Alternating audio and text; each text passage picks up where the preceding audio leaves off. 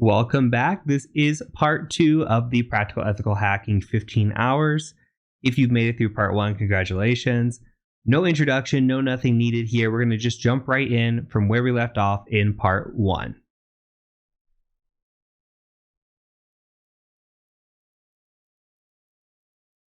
The next several videos are going to talk about web information gathering. So this is going to be important because a lot of the times we're going to be tasked with a web penetration test, or we might encounter a website on an external or internal penetration test. And being able to gather information and perform enumeration on those websites is super important. So what I'm going to show you throughout is how to gather some of the information passively that is out there. And then we'll talk about active methods that actually involve going out to the website and gathering information that way as well. So the first and most important thing, especially when it comes to websites or bug bounty hunting, etc., is that we need to identify what subdomains are out there. And you saw earlier when we were looking at Tesla, it had a scope of something like *tesla.com.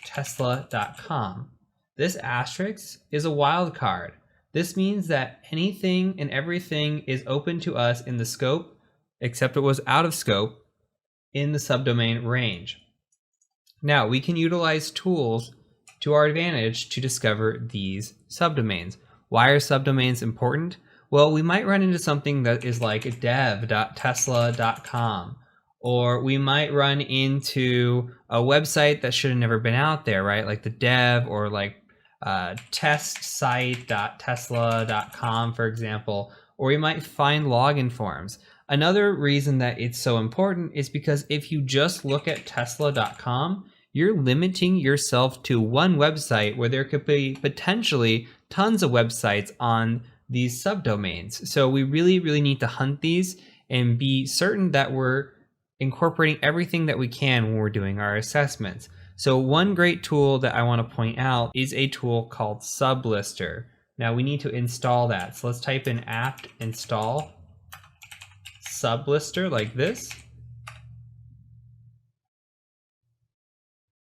Okay, and this will just take a second to get it all set up, and we will utilize this tool to get these subdomains.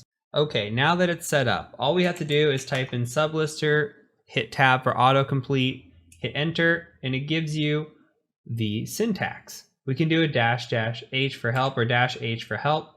And all we really need here is a domain. So we can say -d for tesla.com, and it's going to start searching for tesla.com.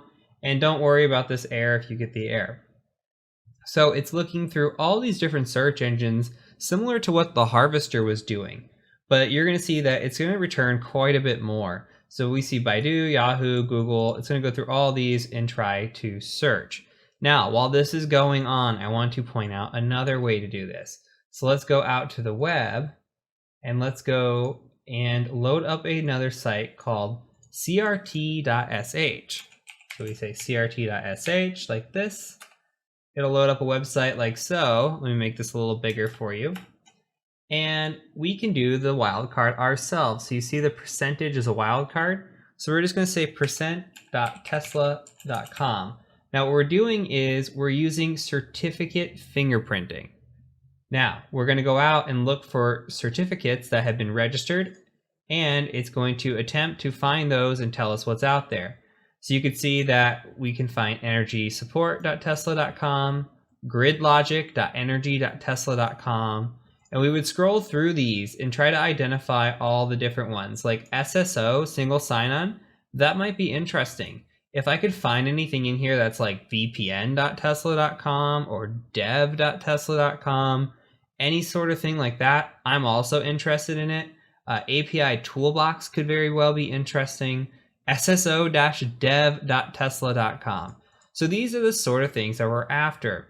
And you see right now that we have different levels to domains. Like here you see that we have our subdomain, but what about a subdomain, like a fourth level of a domain?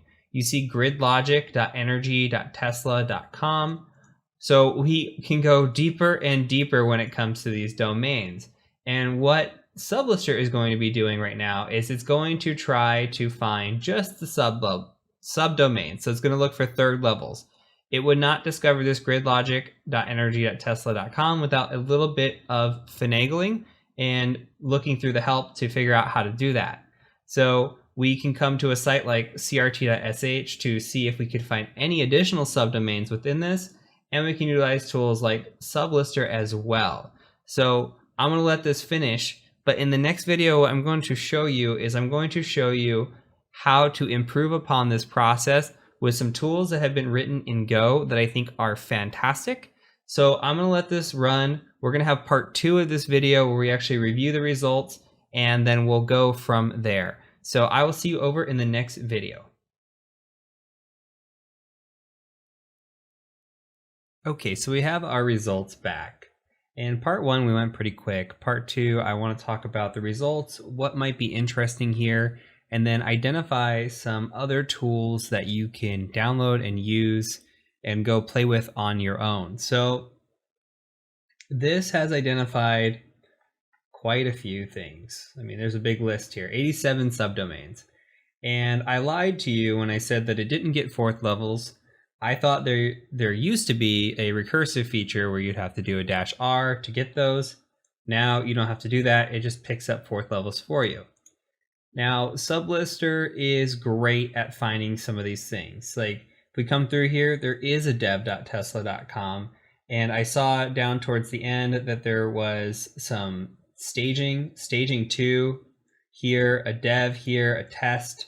These all look juicy. SSO-dev looks juicy.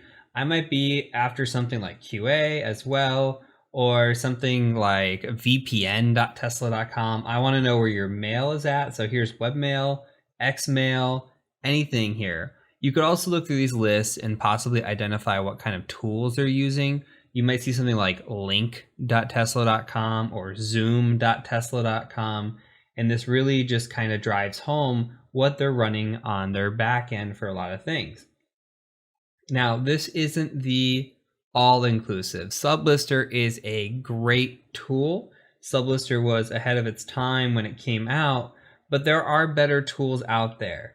There are tools that incorporate pretty much everything in one go. So you might have cert.sh like this, you might have Sublister included, and the one tool that is really popular, if you go out to Google, type in OWASP AMAS, and this is the go-to tool for a lot of people doing bug bounty hunting.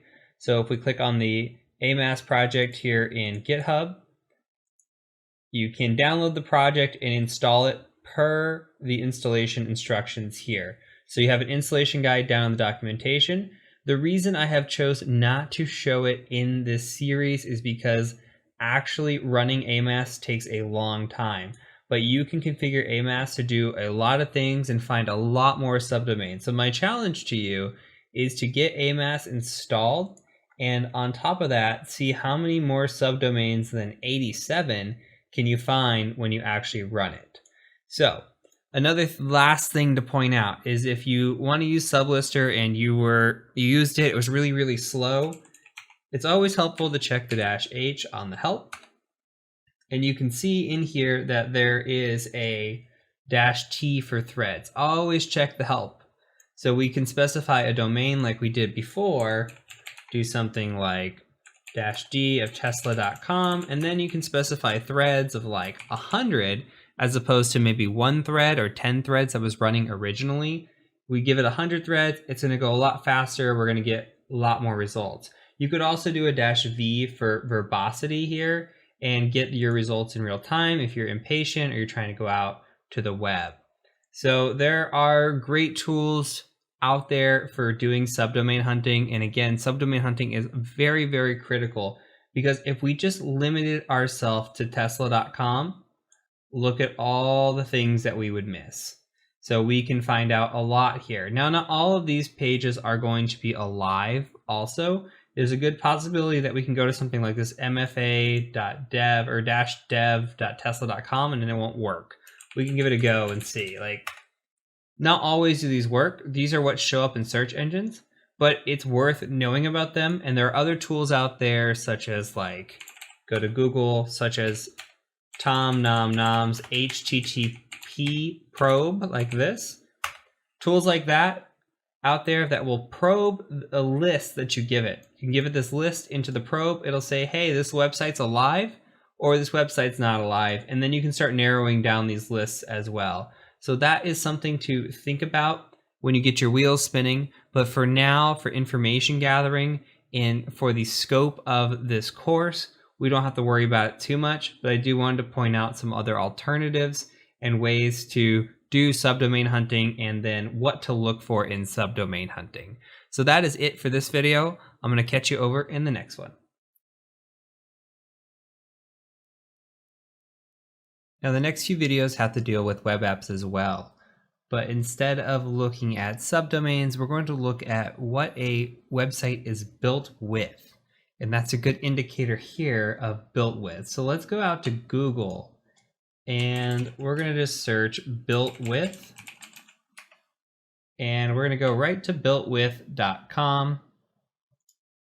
And let's take a look at what this does. So let's just search tesla.com, for example. We'll do a lookup, and I'm going to make this a little bit bigger so you can read it. And what this does is this goes out and it looks at what type of tech Tesla's running. Now it gives all this stuff that it can see: Google Analytics, Salesforce. That's great, but it also tells us the widgets that are running. You can see it is part of BugCrowd, Log Me In, Twitter. Okay, it's got these language things here, but what we're really after is what kind of frameworks it might be running on. So it says here that it's running on PHP.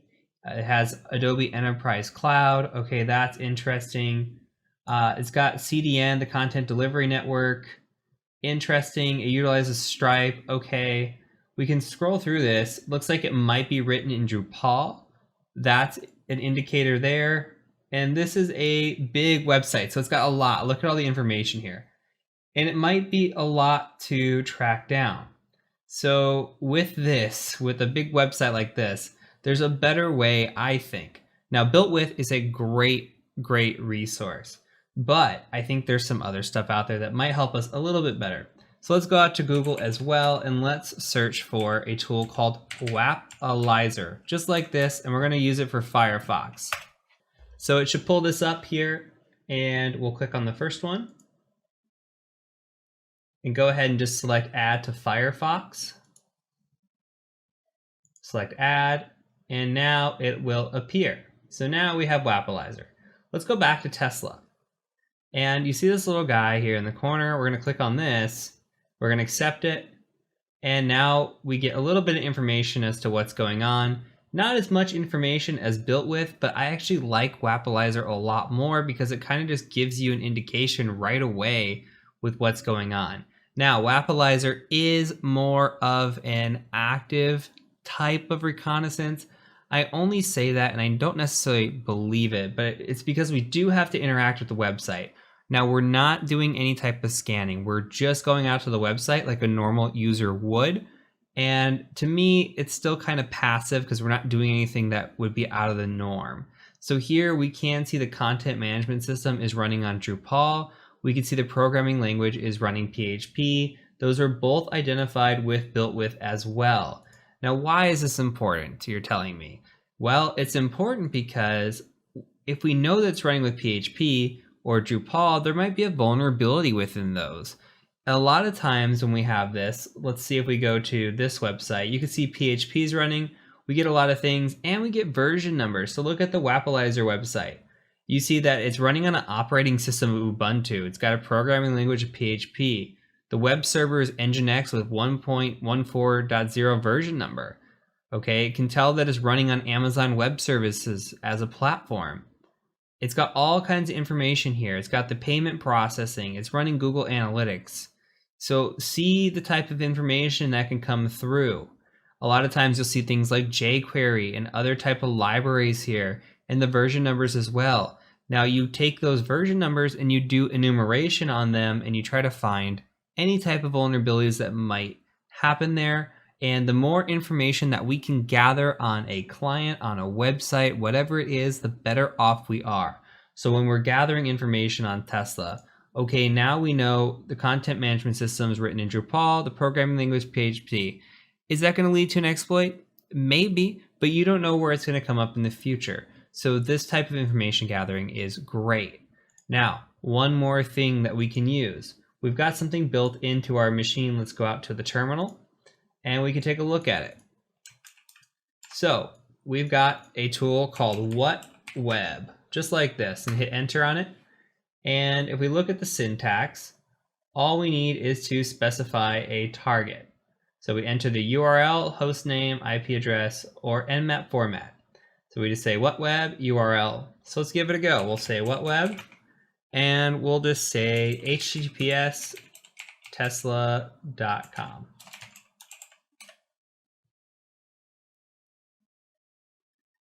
And it is a redirect, so it might not pull down everything for us here. So it did pull down an IP address. It gave us a redirect. I don't know if there is a follow redirection option here. But what we'll do is we will just say something instead. We'll say like tesla.com instead of 443 and see if that does anything different. And it didn't. So it does give us some information in here. It's not as pretty of a layout, but it is a tool that is built into Kali Linux for us. So look, we can pull down Drupal 8. We didn't know what kind of Drupal it was running on. Now we know it's Drupal 8. We see that it's running PHP 7.3.7. That's identification too that we didn't have previously. So using more tools to our advantage gives us more information. And we can pull down the headers that it has here, and you see they have different types of headers, which we're not going to get into this quite yet. When we get into the web app portion of this, we'll talk more about headers. But this is just yet another thing that we need to look at, and we pull down an IP address as well. So a little bit more information that we can gather here and just keep going from this. So that is it. Utilize the resources around you to gather information. We could utilize resources that go out and scan a specific web page like this. We can go and utilize a resource such as Wappalizer that you just visit the web page and you can see what's running on there, or a website like builtwith.com where we just don't even navigate to the website. We just type it in and it does all the work for us. And we can pull down all this information, which is by far the most information out of these three tools. So utilize all the resources available to you, and you will have much advantages when it comes to pen testing and your enumeration skills. So that's it for this video. I'll catch you over in the next one. Another useful tool when it comes to web applications is a tool called Burp Suite. Now, let's go ahead and open up Burp Suite. So we're going to go up to the applications, and in your favorite should exist Burp Suite here. Now, Burp Suite is what we call a web proxy.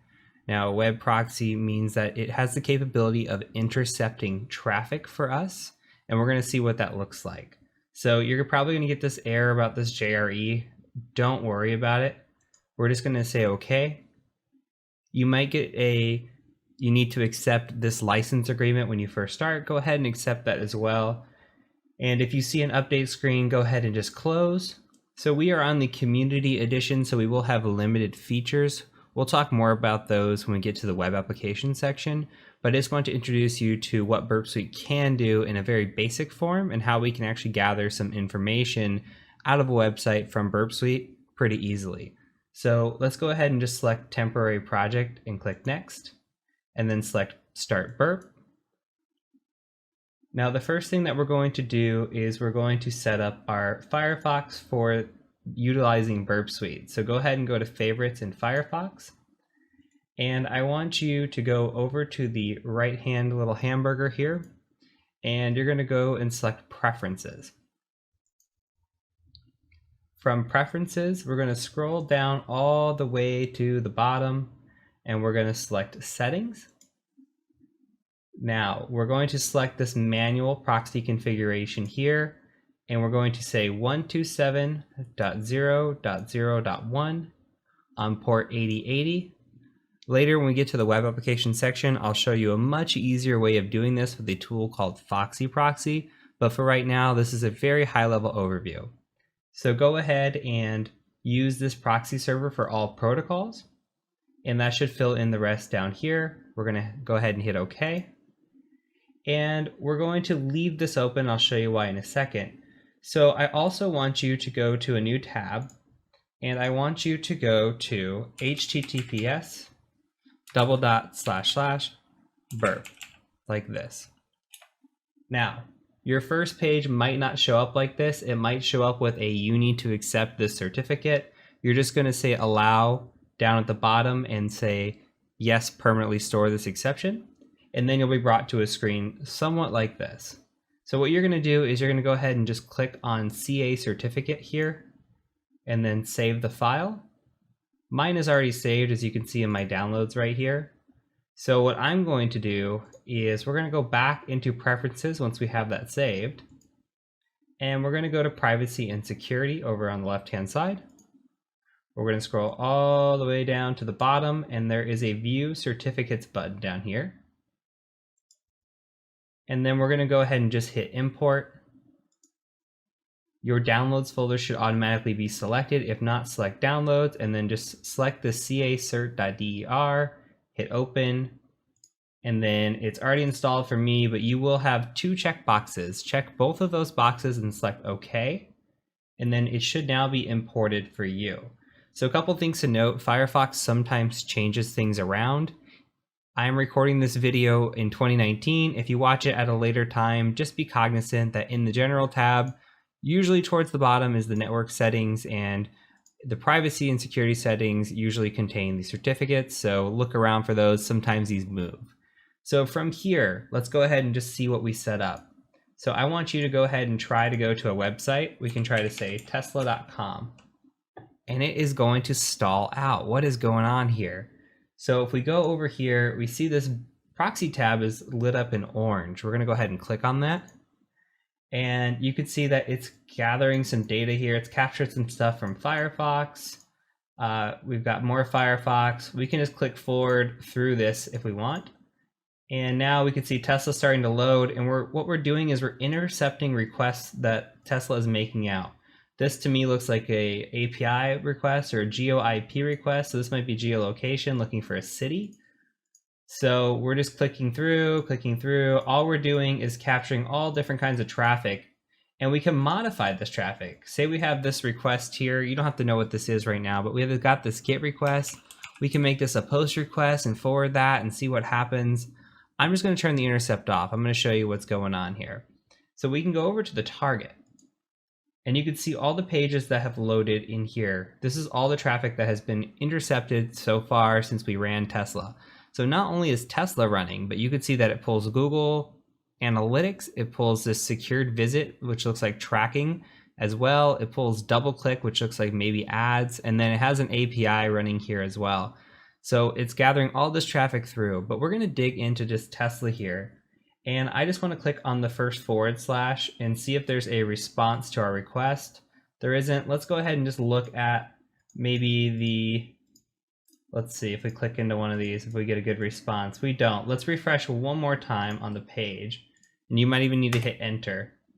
Okay, and sometimes it doesn't come through right away, so let's go ahead and just click around. There we go. Do you see all the stuff coming through now? That's more like it. It wasn't picking everything up right away. So what we can do is we can look at some of the things that just came through. Like we just went to the Model 3 page. So let's go ahead and click on this Model 3 and see what it's got for us. So you can see that if we look at the request for this get Model 3, we made a get request to Model 3. And what's happened is we say, hey, I want to go out to this page, go ahead and take me there. And then we can view the response as well. Now in the response, we can get so much information. Look at this. We're seeing here that PHP 7.3.7 is running on the back end. We can see a bunch of information here as well, like Drupal 8 is running. We identified that earlier, but we're identifying it again.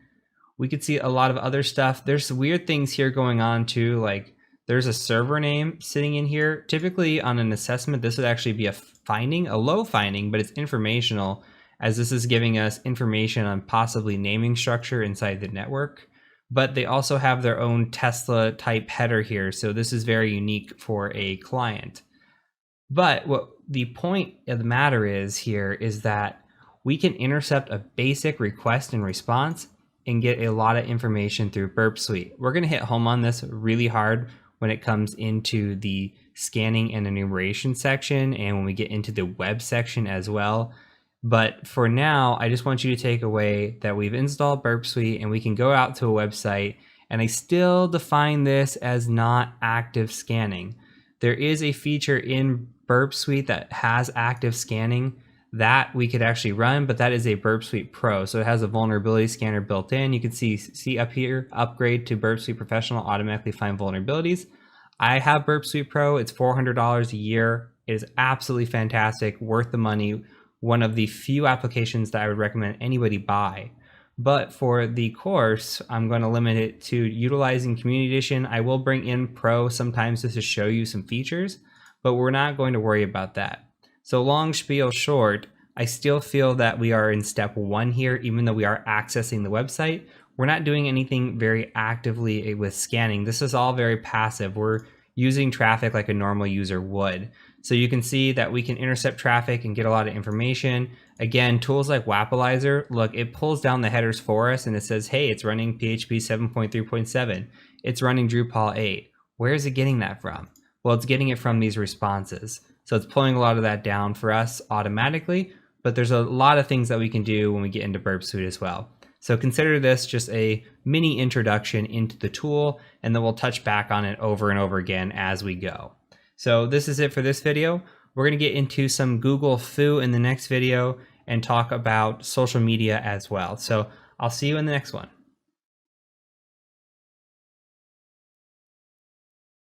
Okay, now on to what is going to be your absolute best friend in your entire life and in your career. Google. Google, everybody. I cannot stress how important it is to be good at Googling. And you don't have to be amazing at it, but there are so many things that people approach me with that you can find on Google in a second. And if you've never seen the Let Me Google That For You, that's a lot of my life when it comes to the questions I get asked. And what makes a really good pen tester or a really good anything, especially in IT, is the ability to Google. So being able to look this stuff up on your own and being able to find your own resources and find solutions to your problems are going to make you a way better pen tester and just way better at your career with troubleshooting and everything else. So I'm done harping. I just wanted to stress how important I think Google is. So I'm going to show you today what's called a little bit of Google Foo. So I'm already out on the interwebs. I'm out to Google, and here we've got Google up, but I want to show you that I just searched for Google search syntax, and the first one, Google search operators, came up. If you go look at this page, this is a really nice list of some things that you can run on Google and will help you out. I'm going to show you just a few things that we can use to search for and how we can start narrowing down some results. So if we go to Google and we just type in something like Tesla,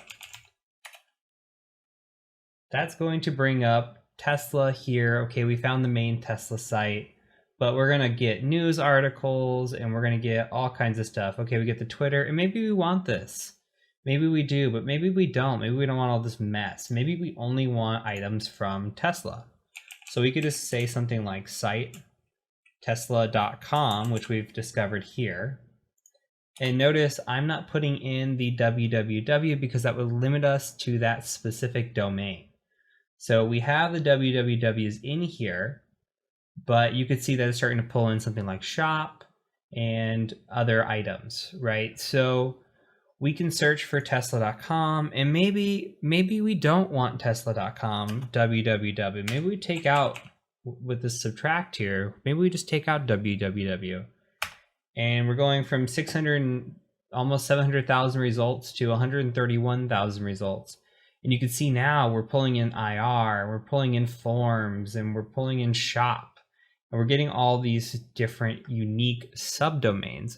So I've showed you sublister, and I've showed you other ways to find subdomains, including the harvester, but you can find subdomains like this as well. And let's say you only want to find things like, IR, then we can just come in and we can say IR dot.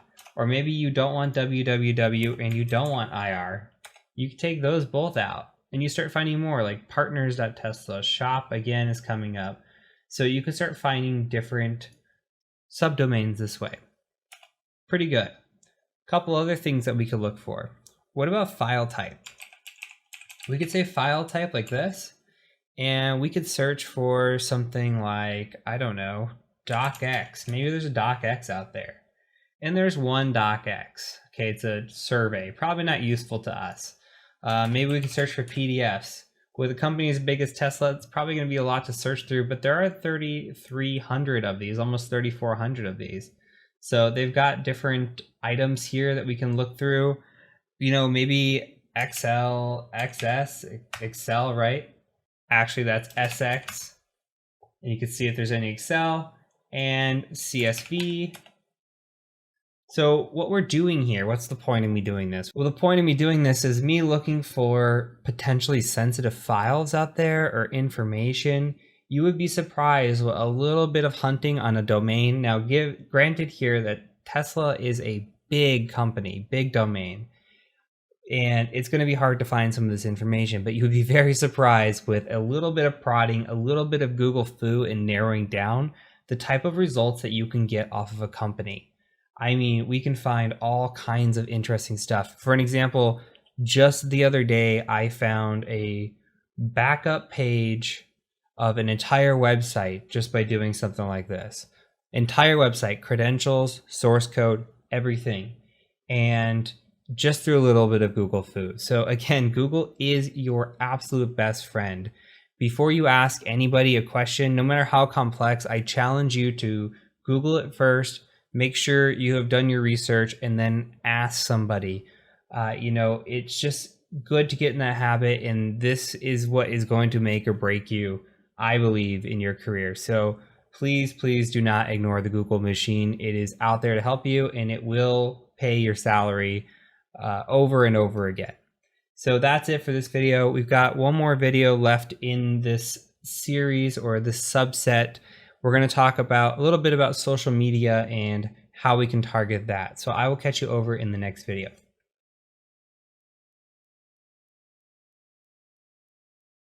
Okay, so you don't have to follow along in this video. I just kind of want you to start getting the wheels spinning and thinking about other items that we could be looking for when it comes to OSINT. Now, we could look on a website like LinkedIn or like Twitter and find useful information. Now, I was on this website for literally 1 minute. I've logged in, I went to Tesla, and I've already kind of found something, and I want to show you how fast this is. So you come in here and you go to Tesla, the company page here, and I love to click on images. There's always employee photos on images. Now you scroll down a little bit and you can see somebody has recently posted a picture of their internship at Tesla. And what we can do is click on the picture and look for things like badge photos or desk pictures or anything of the sorts. Now, good employees are told to hide their badges from pictures, and you can see they've done a pretty good job. But if you look down here, right down here, it's hard to zoom in, but there is 100% a badge there. Is this a great picture? No, but this is a good example of an easy way to find a badge is utilizing social media. And you can find a lot of stuff very quickly. So another thing to point out too is that Twitter is a gold mine for these kinds of things. I have found badge pictures, desk pictures, software, all kinds of stuff via Twitter and via LinkedIn. Now, from the non-physical perspective or information gathering perspective for what seems like physical assessments, the other thing to point out is that it's really good to find the people. Like LinkedIn's great. So we can come in here and we can find members, right? And these are all going to say LinkedIn members. I don't have this account, is just kind of my peeping account that I just utilize when I want to look and not trigger anything weird when I'm looking at a company. Because if somebody sees me as a person looking at a company, they might say, why is this guy looking at my profile? So You might not get names if you don't have the premium. On some of these, you might see LinkedIn member, but you can also dig some names. Like here's a name, here's a name, here's a name. And you take those names and you remember the formatting from before, right? We had the formatting when we looked at hunter.io and we said, okay, first initial, last name. Well, I might take a first initial, last name here, and I'll add that to my list. Now, we could utilize scrapers out there to look through the employee list and pull down all the names and then transfer those names into first initial, last name. You could write a script to do that with Python if you want to challenge yourself to do that. I guarantee you there are tools out there to do this.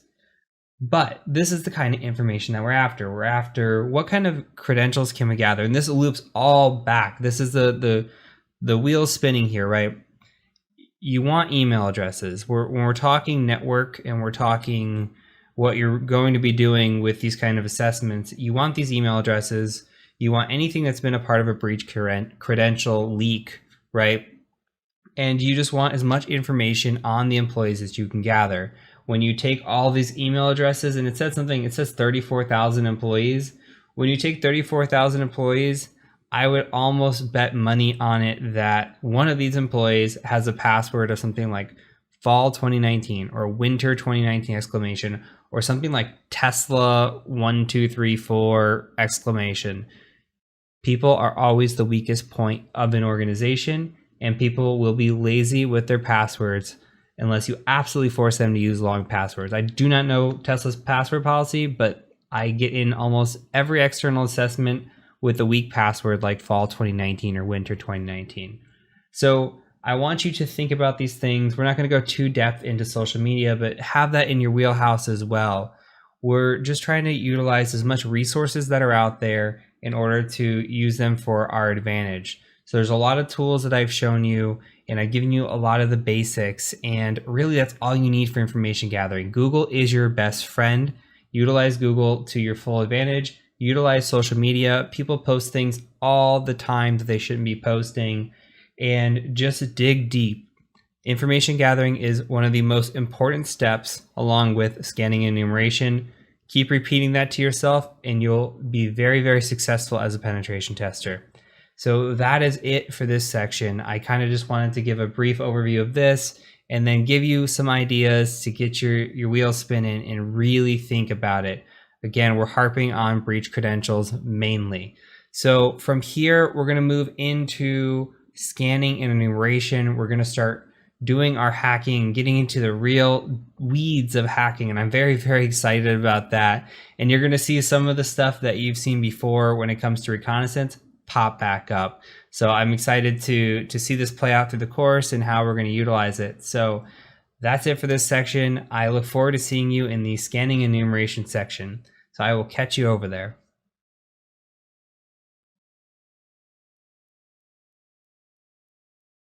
Welcome to the scanning and enumeration section of this course. It is actually now 2021 when we're recording this, and we're doing some light updating on how we go about starting off this lab in this section. So we're going to be using a vulnerable machine called Kioptrix. If you go to Google, you can type in Kioptrix and find it fairly easy. So you go to Kioptrix like this, Kioptrix. And we're going to be using level 1. I'm showing you the source of where it's coming from, but we're actually going to provide this VM just to avoid any sort of confusion. So Kioptrix level 1 here comes from a website called VulnHub. Let me make this a little bit bigger. So you see VulnHub here. VulnHub is a great website and great resource once you kind of get into hacking and learning about this, where you could come to VulnHub and just download a vulnerable machine, run it on VMware or VirtualBox or however you want, and try to attack it. And you can see they have difficulty easy, intermediate. You can come through here and just have fun playing with vulnerable machines. And that's all Kioptrix is. It's a beginner level vulnerable machine that you can download, install, and run. Now, the download and the install, you can see this is from 2010. Some of the stuff was broken, sometimes a little bit difficult to get running in the original lab. So we're just modifying this a bit to make it easier. What we've done on our end is just hosted a file that will work, that will should by default install and run. So if you go to your browser and you just go to tcm-sec.com like this, and you type in /Kioptrix, Kioptrix, pause for a second, make sure you see this, and then you just hit enter. You'll be brought to a Google Drive. Okay, and this Google Drive here should say Kioptrix. You should have an OVF and an OVA file. All you need here is the OVA. And all you'll have to do is just hit download right here, get the download going. I believe this is around 250 megabytes, so it might take a minute. Go ahead, download it, pause, and then come back when you're ready to continue. Okay, so moving on, I'm going to show you how to install this on VMware and on VirtualBox. These are the only two supported methods that we're going to utilize in the course. If you're going and you're using something like VMware Horizon, or you're using a different type of virtualization software, that's fine, but we can't support it if you run into any issues. So we strongly recommend using VMware. If you're using VirtualBox, that's fine as well. But we're going to be doing most of the course in VMware, though it should not matter too much. So here is VMware. I'm going to show you first how to install it here, and then we're going to go ahead and do the same thing in VirtualBox. So all we're going to do is we're going to go to player up here, or we can go to home actually, and we could just say open a virtual machine, and then just go ahead and navigate to the area where you downloaded it. Okay, so here's my file, Kioptrix level 1. I'm going to say open. I'm going to go ahead and just save this here. So I'm going to say, this is where do you want to save your storage path? I'm saving it here. Call it Kioptrix level 1, import. The defaults are fine. You might get an error right here. That's okay too. Just hit retry and it should work fine. It's going to take a second to import. While we're waiting, I'm going to go ahead and also do the same thing with VirtualBox. So I'm going to get VirtualBox going. And what we'll do here is a similar process. So we'll go to import, and then we'll just select the area for our file. Okay, and mine again is just sitting here on this drive, Kioptrix level 1.ova. I'll hit next. And then it's going to ask me some questions here. We're just going to hit next on this. We'll go ahead and set these up in a second. So I'm just going to say import, and that'll be fine. All right, so looking at the settings for both of these machines, I'm going to go ahead and drag this over. Here, we can just right click and go to settings. Same thing here, you can right click and go to settings, and we're going to set these up the same. So either way. On 512 megabytes, this is fine. Honestly, if you wanted to kick this down to 256, you could. I would not recommend going any lower than 256, though. Oops, I did not mean to exit that. Though I will say that if you have, I wouldn't go lower than 256. We're just going to be running this in the background, but you don't need to go higher either. So 256 I think is fine. If you want to give it 512, that's fine too, depending on the amount of RAM that you have on your actual machine. So 256 is good. And then here in the network adapter, we're going to switch to NAT. Okay, so make sure you're good there and just hit OK. And that should be it. Same thing here. So if you want to switch the storage, you can, or the amount of RAM allocated, you can. Only big thing here is just going into the network, and you can see that it says NAT network, and that's exactly what we want. Okay, so this box is set up just fine. And then all you have to do on these is just hit play. Okay, all you got to do is power it on. You could just say start here, and I could just hit play here, and both will start. All we're going to do is just let this run. So that's all you want to do at this point. You're just going to let it run. You can see I've got both machines booting. You will come to a login screen, and that's when you know that this is ready. Okay. So when you're at the login screen, it'll say, hey, Kioptrix, blah, blah, blah. And then we're going to take it from there, and we're going to figure out how we can get into this machine. Okay. So if you get a screen like this, you can just say do nothing and just let this keep booting. But other than that, once this runs to a login, we're going to go ahead and move on to the next video. So you see this, once you're at the login screen, you are good to go. All right, and that is it. So I will catch you over in the next video as we walk through how to find this machine, and then we're going to start scanning it and tacking it and hopefully rooting it. So I'll catch you over in the next video.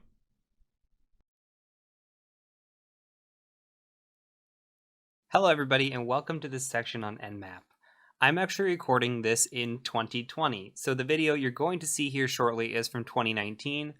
We've had a little bit of issues with the command that I show, which is netdiscover. on how to find your IP address of the Keyoptrix machine to actually begin scanning this machine. So I'm going to show you a couple of alternatives, and then I'm going to let the video play as it was before, and you'll have several options on how to find your Keyoptrix machine and hopefully find the IP address. So at this Keyoptrix login page, we can cheat just a little bit. So what I'm going to do is I'm actually going to give you a login here, and just go ahead and type John as the login. And I'm going to show you the password before I delete it. The password is going to be 2cows2, just like that. TWOCOWS 2 with the T and a C capitalized. So go ahead and type in John and then 2cows2. And you can see we are now logged in as John at Keyoptrix. Now, this machine is very, very old, so the typical ifconfig or IPA or any of those do not work on this machine. However, we can do a quick ping, for example, to anything we want. We could say 8.8.8.8. It could be an internal IP address. It doesn't even have to be an IP address that resolves. But we could say ping, and as we ping, I'm going to hit Control-C here. You can see that we see ping from 192.168.4.53. That's my IP address. Now, the IP address you're going to see here in the video shortly is going to change. However, as of right now, the IP address I'm seeing for Keyoptrix is 4.53. Now, we also use NetDiscover, but there's actually a cool tool we can utilize as well. Now, if we come into the network, you can see that I have an IP address of 192.168.4.51 for myself. Now, there is a tool built into Kali Linux that is called ARP-Scan, and you could do a syntax of a -L with that. Hit enter, and it's going to pull off an ARP-Scan as well, which is what NetDiscover is doing. What we need to be looking for, and you can see this is kind of my home network, what we need to be looking for is VMware. You can see VMware is sitting here at 192.168.4.53. The only one to be on the lookout for is possibly yourself, which we're at 51. I don't see in this list, it didn't pick us up.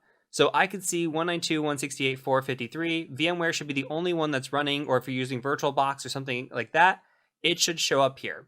So kind of identify it either this way, or you can come in and identify it through the Keyoptrix login itself. Of course, you can use NetDiscover as shown in the video.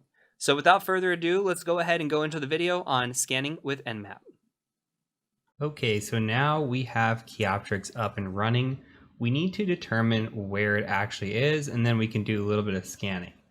So what we're going to do is we're going to go up into our applications and open our terminal. I'm just going to make this a little bit bigger. And we're going to run a tool called NetDiscover. So before we can do that, we need to type in ifconfig and identify your IP address. So I'm just going to go ahead and copy this first 3 octets here. And we're going to run NetDiscover. So NetDiscover is going to look like this. We're going to say NetDiscover. We're going to do a -R for range. We're going to paste in this and do a .0/24. So what are we doing? We are going to be using ARP to detect all the machines on the network. So you should be familiar with ARP from the Linux lessons and from the networking lessons. So we're going to attempt to use ARP to address anything on the network, and we're sweeping the entire subnet of /24. So I'm gonna go ahead and hit enter. And in a second here, our machine should start popping up, and it does. So remember, our host was at 139. This host here at 134 is likely our culprit. So you should only have 2 machines in network because we're only running 2. You can ignore .1, .2, and .254. We are only focusing on the one that looks similar to ours, which is 192.168.57.134. So now we know our machine address, we can start attacking it. So I'm going to go ahead and hit Control-C, which is going to kill this session here. And I'm going to hit Control-L to clear my screen. All right, so I'm going to open up a notepad and we'll just store this away for a rainy day. We need to first talk about what we're going to be doing here. So remember before when we ran our TCP 3-way handshake, we had something like SYN, SYN-ACK, and ACK, right? And we can just say SYN-ACK kind of like this to combine it. So we've got 3 parts. We've got the part where we reach out to a port and we say, hey port, are you open? And the port says, yeah, I'm open. Let's go ahead and make that connection. And then we go ahead and connect to it. So what we're going to be doing is we're going to be using a tool called Nmap. And Nmap stands for network mapper. Now what network mapper is going to go out and do is it's going to scan for open ports and services. Now this scanning is going to take place and it's going to identify these open ports with something similar to this three-way handshake. So we're just going to modify it a little bit. Now what the process that we're doing is called stealth scanning, and it used to be written out like this. Now it's just done by default, and we'll get to the switches here in a second. Don't worry about that. Just we're going to be running stealth scanning. And now this stealth scanning used to be stealthy, right? That's why they called it stealth scanning, because it used to be undetectable. Nowadays, very detectable. If you run Nmap in a network that has good security, you're going to get picked up. Although, being a pen tester, I would say Nmap probably doesn't get picked up in 80% of the assessments that I run. So don't expect clients to be running good security, but just know that even though it says stealth, it's not stealthy at all. So the stealth scanning, why was it stealthy? Why was it called this? Well, if we go back to the three-way handshake, what the stealth scan does is it does the SYN. It says, hey, I want to connect to you. And the open port, if it's open, will say, yeah, I want to make that connection back with you, friend. And what's going to happen is we're just going to say, you know what? I'm just kidding. I'm going to send over this reset flag. So this RST. Why? Well, that means we don't actually establish a connection. So like when you go out to a website and you go to Google and Google loads, well, guess what? You establish that connection. You establish that three-way handshake. What we're doing is we're going out and we're saying, hey, I want to establish connection. The port reveals to us that, yes, I am open for connection. And then we're going to say, just kidding, let's not make that connection. Because we never established that connection, then it was technically stealthy. So that's what we're going out and we're doing. We're never making connections to these ports, but this is how we're identifying them as open. So we're going to use a tool, and we're going to use a tool like this. We're going to say Nmap, and we're going to say something along the lines of -T4 -P -A. Now, you have no idea what this means, and I don't expect you to, but I'm going to walk you through these. And what we're doing here is we're saying, hey, Nmap, I have a choice in speed, and that choice in speed can be between a 1 and a 5. 1's really slow and 5's really fast.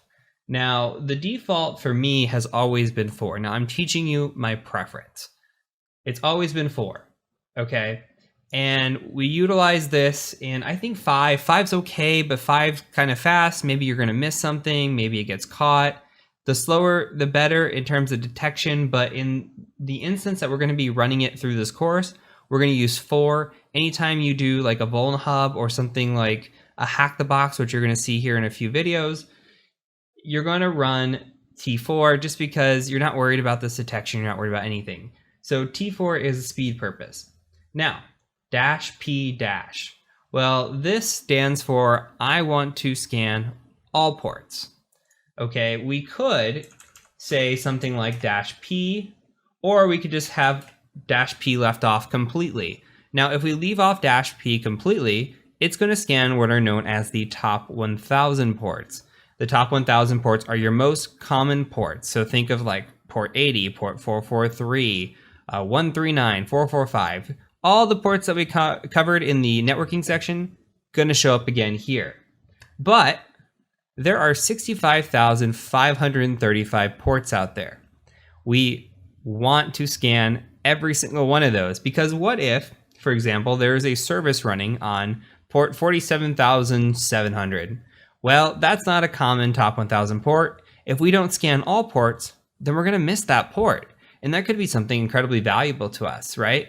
So I always scan like this, -P-. You can also do things like scan specific ports.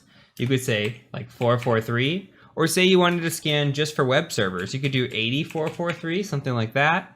Or you can mix in, say you want to scan for DNS as well. You can add in 53, etc. You can scan for specifics, and we're going to get into that in a little bit of a later video on why we might do it this way. But for now, for the beginner lesson, -P-, we're going to scan everything. And lastly, we've got this -A in here. So -A stands for everything. I want to scan all of it. I want you to tell me the version information, the operating system information, anything you can tell me, fingerprinting, etc. Now, this may all be confusing. It's going to make a lot more sense when you see a scan. I'm going to go ahead and open up a new tab. And what I want you to do, let's go ahead and I'm going to blow this up for us. And what I want you to do is I want you to go ahead and start running the scan while we wait. So go ahead and copy this here. And the last thing we're going to do is we're going to put in our IP address, and that's how it knows what to scan. We're just going to hit enter on that. And now we're scanning. So from here, what we're going to do is we're going to take this, and I want to run mmap again with the -- help. And I want to talk through some of these settings in here so that you understand fully what we're doing. Now, -- help is always great, as I said before. Man pages are good as well. But let's talk about some things here. So we've got this host discovery section, which we're really not going to use in this course, but this is good for, say, a -n. Say you want to do a ping sweep of the network. Well, you can do a ping scan, right? Where you just sweep an entire subnet, a /24, for example, and see what's up very quick. A -pn, maybe the host isn't acting like it's online, but you know it's there for sure. You can say -pn, and you can say, hey, I want to leave all the hosts or treat all the hosts as if they're online, even if they're not responding to my ping request or anything. So make yourself familiar with this kind of stuff. This is interesting, and we'll cover a lot of this as we go in the course, but just for the first walkthrough while we're scanning, I think this is super important. Now, scan techniques. This -ss, this comes back into play. TCP SYN is what it's called, but it's also known as the stealth scan. There's all these other types of scans. You're not going to need them. There's only maybe one scan out of all these that may be useful, but you're not going to need them through this course, and you'll probably never use anything but the SS and the SU 99% of the time. So for the scope of this course, that's what we're going to focus on. Now, the SS, we talked about connection-oriented protocols. We talked about TCP. Well, guess what? There's also UDP, and there's 65,535 ports over there as well that we have to scan. Now, UDP is a connection-less protocol. So what we're going to do when we scan it, let's go back to this scan. What we're going to do when we scan it is we're going to actually do that SU in here, and I'll copy this syntax and just move it over so it looks a little cleaner. We're going to say something like, we could put it anywhere we want. The order doesn't matter, but we can say something like -SU to scan for UDP. And the one little change that I make here, two changes actually. I take off the -A and I do a -P-. Why do I do a -P, I should say. Why do I do this? I do this because UDP takes forever to scan, absolutely forever to scan. Because it is a connectionless protocol, it does not have that instant response time. So when we scan UDP, typically we scan the top 1,000. That is my recommendation to you, or else you will be sitting here waiting for hours upon hours for a scan to finish. See, now our scan over here is already finished. If I were to run this UDP with the same thing, it will take forever. Going back into this before we get into the scan. You can see here that we can specify -P of port. That's going to be very common for us, but here's where I really want to get into. We're doing a -SV, a -SC, a -O here, all with the -A, okay? So we're probing open ports for service information. We could say -SV, and we could say -SC, or we could pick these, one or the other, or a mixture of some of these. But we can also do script scanning, which we'll get into script scanning here in a little bit as well. But we can do OS detection, where it goes out and it tries to define an operating system, and you're going to see all this with our scan. But when we use -A, it does it all for us. So why not use -A? So you can see it does OS detection, version detection, script scanning, and trace route. Now, there's one caveat to -A, and we're going to talk about this in another video in a thought process. It is much faster to remove the -A and scan a -P-. Typically, that'll come back much, much, much faster. Then what you can do is you can define the open ports. So say there's port 22, port 80. Okay, just go through this. You can specify those ports specifically. You could say -P like we did in the example earlier with 80 and 443, and then do a -A on those. Now that will just scan only these specific ports with all. Instead of going out to every single port and attempting to do all on every single port, it's just a little bit faster. Now, if your wheels are spinning and you're thinking about it, maybe even you can script this, right? You can script something to say, hey, Nmap, I want to take these ports from a basic scan, anything that you pull back, and I'm going to go ahead and I'm going to run a new scan on it with the -A, only specifying the ports that we found. That gets your wheels spinning. This is where scripting becomes important. If you want an improvement on speed, for me personally, I've never ever done that. I don't think, for me personally, that it's made much of a difference. I just let my scans run as they run, and I work on other things while scans are running. There's plenty of time to do other things while you're doing your scanning. So, and typically, another thing to note is typically we're doing scanning when we're doing our OSINT as well. So if we start up a client assessment, one of the first things I'm going to do is probably kick off a NESA scan or an Nmap scan. And while I'm doing that, I'm going to go look for those breach credentials, or I'm going to look for that juicy information on Google or social media or where I can find it, and utilize that time while this is scanning, or else I'll just be sitting on my hands doing nothing while these wait. So we're going to take this information now and we're going to start reviewing it. So we have here our scan results, and you can see the scan results come back, and the first thing we notice are open ports. That's what we want to look at. We want to look at these open ports, and we want to look at what's running on these open ports. So we see here that what's running on port 22 is SSH. Okay, on top of that, it's got a version here for us. So open SSH 2.9 P2. And then we see Apache is running on port 80. We've also got Apache running on port 443. And we've got this RPC bind in 139. Now remember from the networking lesson, these kind of always play together. So we've got SMB open, basically Samba shares. And what we can do is, first step is usually enumeration. Once we see this, we take the scan in, we scroll down a little bit as well, and we can look at some things and see, okay, there's no OS information. It found Linux here 2.4.x, and it's most likely pulling that down from the Apache. It's probably a best guess because it's running Red Hat, that it's running Linux, and taking a stab at it here, or it may have actually determined that from sort of header or some other location. A lot of times, this isn't so sure as it's saying it is here. A lot of times it'll give you a percentage. So the OS is not always definitive as it is here. So we've got the OS, which could be useful for us later when we do enumeration, and you'll see how that comes into play. What I want you to take in right now is that so far we've got a scan result back, and that scan has gone out and it has looked for open ports doing that modified stealth handshake. So it says SYN reset, RST. Doing that, it's found a few open ports. Now, it is our job to look up the information that we are seeing on these open ports and try to find exploits on them. So that's what we're going to do. And I'm going to cover in the next video, we're going to go kind of step by step, and I'll talk through the methodology and why I attack certain ports first, what ports those are, how we can enumerate those ports, and then we'll enumerate everything, get all the details down. Once we have all the details down, we're going to move into the section of exploitation. It's going to get really fun, and we'll exploit this machine in multiple ways. So from here, just take apart or take that away from the lesson that you've officially successfully scanned this machine. I encourage you to maybe go back and take notes, or to go back and scan it again. Get the syntax down in your head. Keep typing this out. Remember it. This is the one thing you're probably going to type out more than anything else.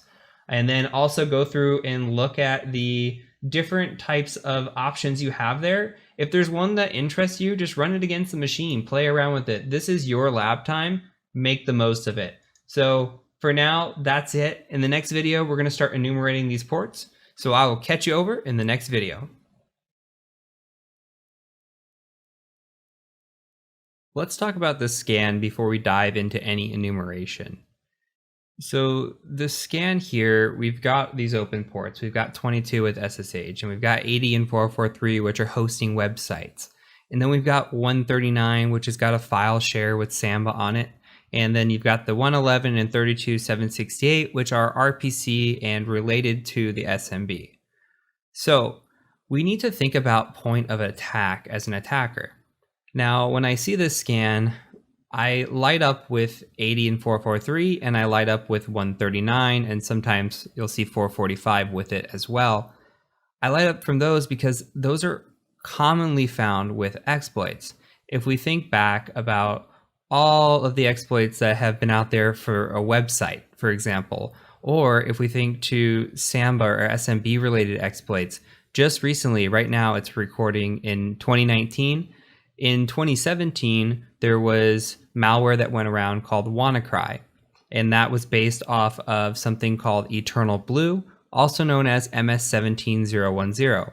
It was a pretty wicked exploit that utilized a flaw in SMB.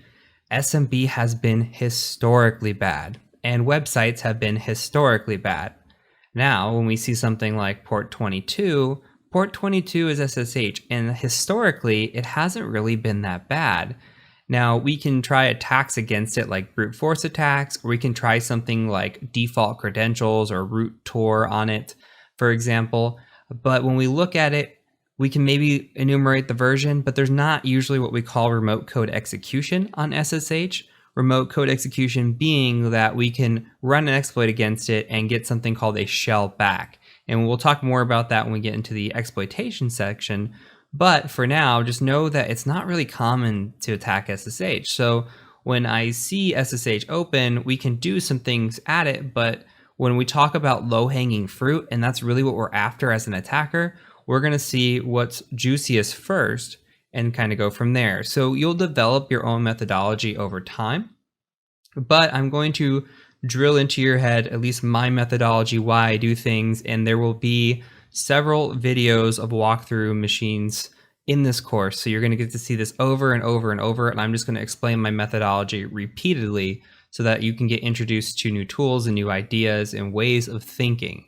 So from here, I do want to dive into my first thought process, which is I want to investigate port 80 and 443. I would either here, I would do 8443 or I'd go right after 139. So we'll do 8443 and start working towards those. Now let's go ahead and just do the first step. This is always my first step. If I see a website, I'm just going to go out to the website. So I'm going to go ahead and just copy this here. And I'm also going to go into the little hamburger and go to my preferences. And I have not turned off my Burp Suite settings, and it's possible that if you're just following along, you haven't turned it off either. So go ahead and just select Use System Proxy Settings, and we'll just say OK. And now we should be able to navigate to our website. I'll just open up a new tab just in case. We'll do something like this.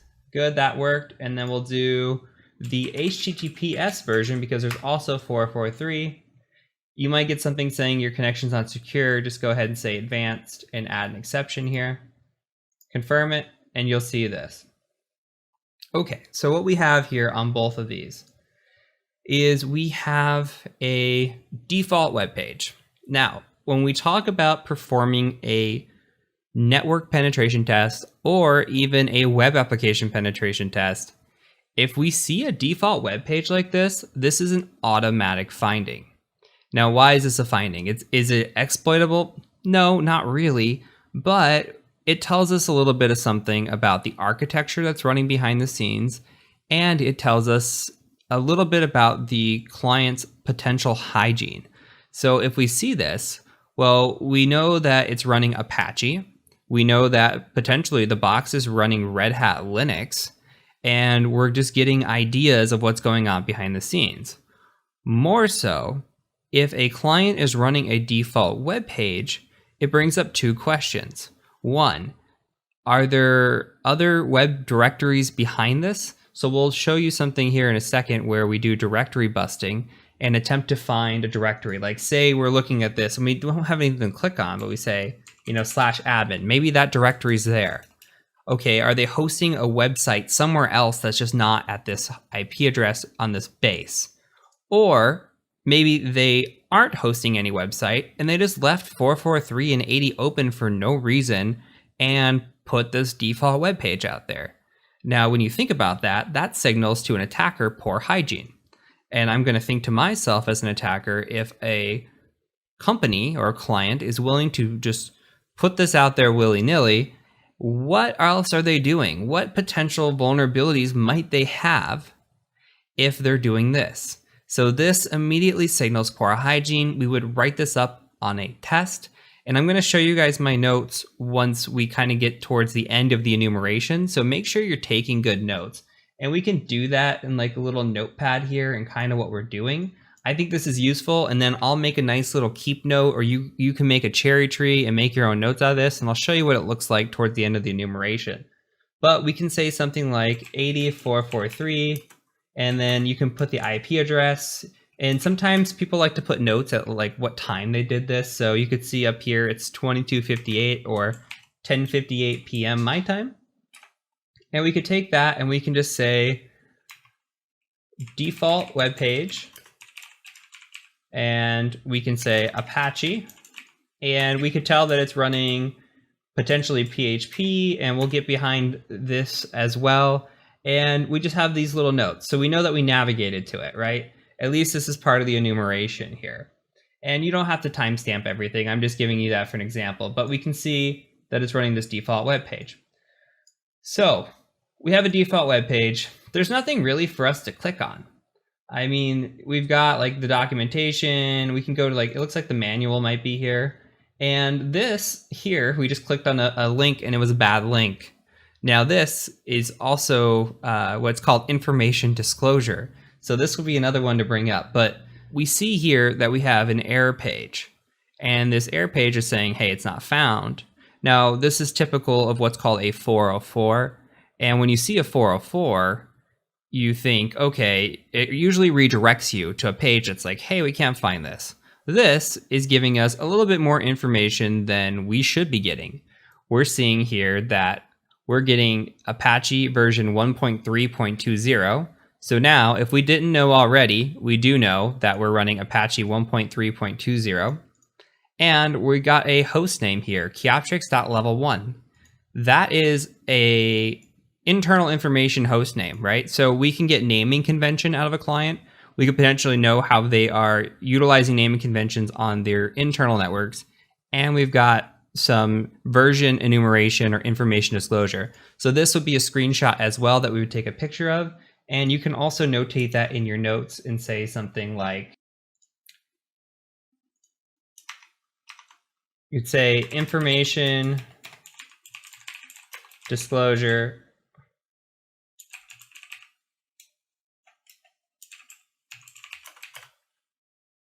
and then you could say something like 404 page, and then you would just have your notes or a screenshot of this. And then that would indicate to you what you can write up on the report and kind of where you found it. So we can click around on this page, or we can do a little bit of what I like to do, which is vulnerability scanning. So I'm going to introduce you to another tool, which is called Nikto. So let's open up a new tab. We can close these two tabs out if you've got extra tabs like I do.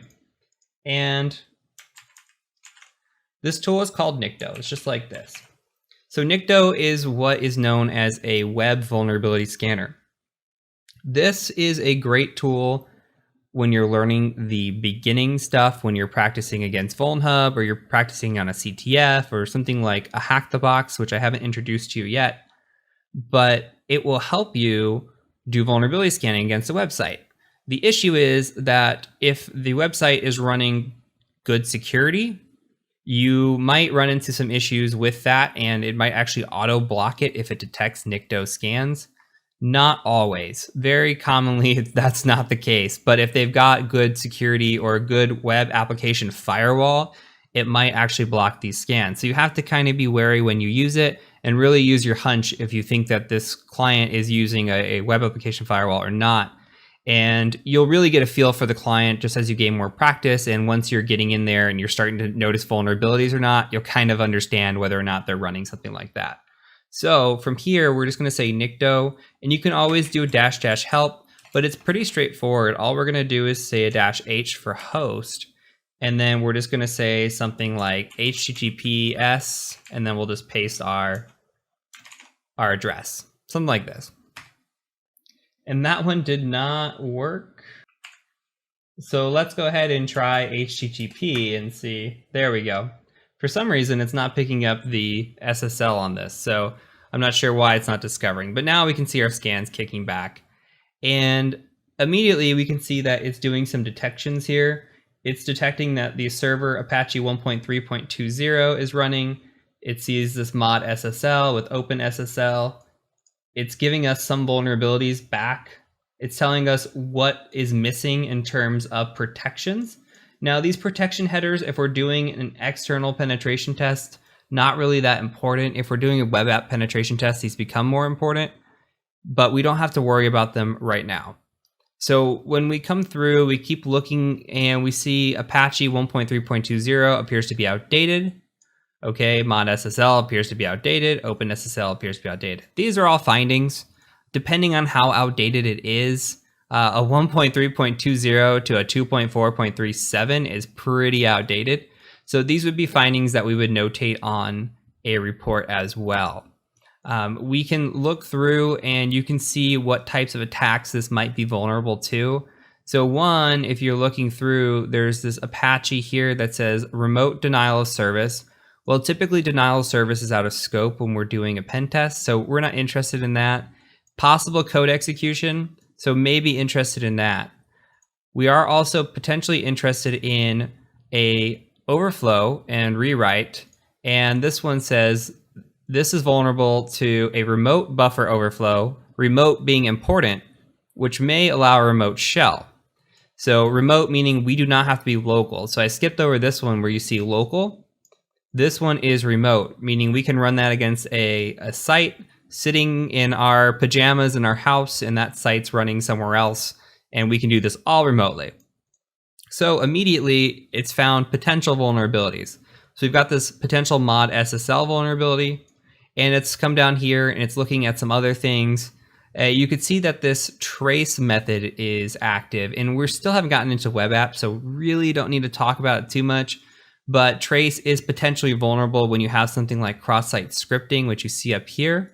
And that could lead to something called cross-site tracing, but you kind of need both of those. But again, that's just informational at this point. You don't have to really be taking notes on that. So we're coming through. It does a little bit of directory busting for us. So what that means is it's just going to come through here and it's going to run like a word list, and that word list might have like admin, usage, manual, right? Test.php. It's got all these different items that it found doing this word list. Now we're going to do a little bit of directory busting here in a second. So we'll save this scan and we'll keep this in our notes, and we'll refer back to it here in a little bit. But what we need to know is we can Alt Tab and we can get our text editor. And we could say something about, let's just copy and paste this line here, that potentially this mod SSL is vulnerable. So let's copy that. And we'll put that into our text editor, and we'll make that as a note. So we're still doing enumeration. We're not gonna do any exploitation until we get to the exploitation stage. So what we would do typically is we'll save this out to a file. So you might want to like copy this, all this right here to show what you ran. And if I could copy, that would be really useful. So you copy this and you would just make maybe a directory, and you could call this something like Chioptrix. And then we could cd into Chioptrix, and then you could say gedit nicto.txt. And then you have your Nicto scan saved. So this is part of being a good pen tester, is saving all of your scans and having them available in case you need to go back for notes. So we'll save that. And then what we're gonna do is we're gonna pause here. We're going to call this part 1, and then we'll go into part 2 and talk a little bit more about directory busting and look at some other enumeration features that we have for this. And then we'll start focusing on other ports and really enumerate this box thoroughly before we work on exploitation. So I will catch you over in part 2 of this video, and I'll see you when you get over there.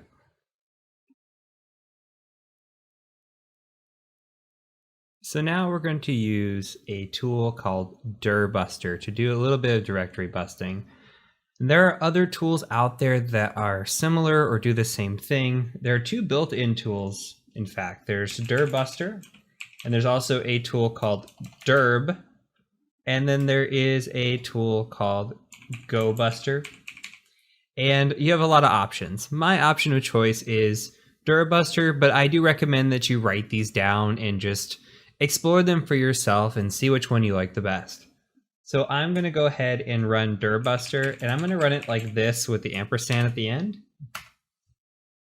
And it's going to load up this nice little interface. And what we're going to do is we're going to say, hey, I want to run against this target URL. I'm going to go ahead and just copy this right here. And Alt-tab back into it. And syntax is important. It's going to want the port 80 at the end. You see the port 80 here with the slash. And we're going to say, go ahead and go faster on these threads. And then we're going to go ahead and pick a list. So go ahead and go to Browse. And let's go ahead and go to your base folder here. Go into your user, your USR folder, your share, which is right here. And then if you start typing word list, it'll bring up word lists right here. And then you see Dirbuster has its own folder right here. So we're going to select Dirbuster.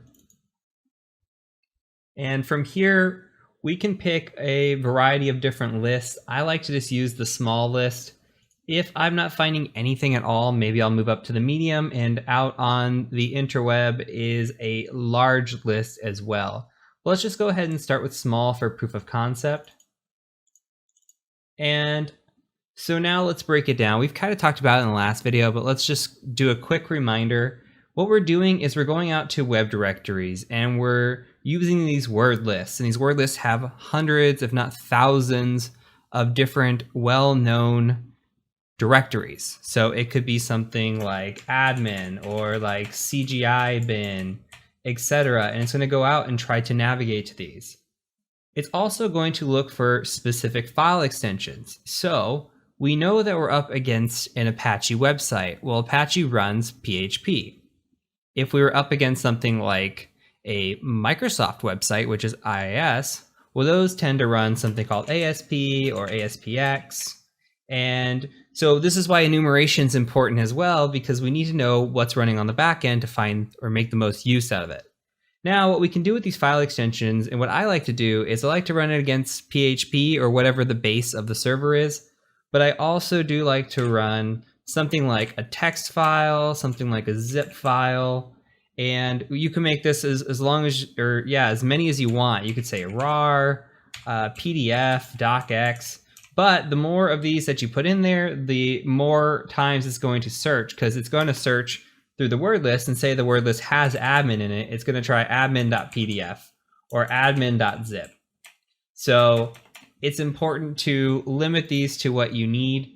For our sake, I'm just going to go ahead and just use PHP, and we're going to just scan with the default results here and just kind of see what happens. So we'll go ahead and start that, and this will kick off and start scanning, and it's already finding right away. It's finding some stuff. You can see the list getting big, and you can go to this results view where you can see what it's found. And you can also go to this tree view here and see what it's found. You can kind of click in. You can see it's found some potentially interesting files. We can go enumerate these as well. And it's found test.php page. You can right click on these and open in browser. And you can see that it's found this print test here in PHP 4. So we can look through some of these pages. We're going to go ahead and just let that go for now. It's going to take a minute. It could take up to a while to scan, depending on how big your word list is, how many options you choose, and how well your website is cooperating with your scan as well. So from here, I'm going to show you a few more things. So let's go back to our preferences. If you still have that open, go ahead and go back. And let's go ahead and just go to the settings. And we'll go to our manual configuration. And let's boot up Burp Suite. And this is just another proof of concept that Burp Suite is your friend, especially when you're looking at websites. So we're going to utilize it just to take a peek. I just want to see what's out there. So we'll go ahead and just hit next and start Burp Suite here on this. And while we wait, another thing that I need to point out is if this were a website, like a real website, instead of a test page, and a very important thing to do is view the source code. So we can right click in here and we could say view page source, and we can view the source code. Now what we're looking for in source code are any kind of comments, potentially any kind of information disclosures. We might be looking for any sort of keys or password or user accounts or anything that might be disclosed in a source code that should not be disclosed. A lot of times when you do CTFs or you do Hack the Box or Vuln Hubs, they hide little comments in source code. But in a pen tester point of view, we're looking for more important things like the passwords or keys, etc. So we've got Burp Suite open, and we're just going to go ahead and intercept one request here. And we're going to go ahead and just let this forward. Actually, we'll send this to repeater. I'm going to show you a little trick. Go ahead and send this to repeater. So you right click, send to repeater, and you'll see your repeater tab opens up here. Now the neat thing about repeater is that repeater will show you your response in real time, and you can modify these. So you could say, hey, I want to send this here, or you could say something about, like, I want to send a post request maybe, and let that run. And you can see, well, it says, okay, method not allowed. So it doesn't like that. But you can send different results, modify what you see here, and see how that works for us. Now, this is not taking this exactly, so let's forward and see maybe if we're missing anything, and we're not. So another thing that we can do is we can actually copy this, and what we can do is we go into the target here, and we've got the target showing. We could set the scope if we need to.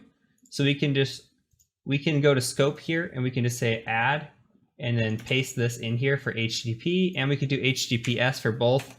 But let's just do HTTP and we'll just say yes. And what this does for us is this limits only searching for in-scope items. So we're going to just limit now, and then we're going to go ahead and look at the response that came back, and you see there's no response here, but there is a 304 not modified. And the interesting thing is look at the server header.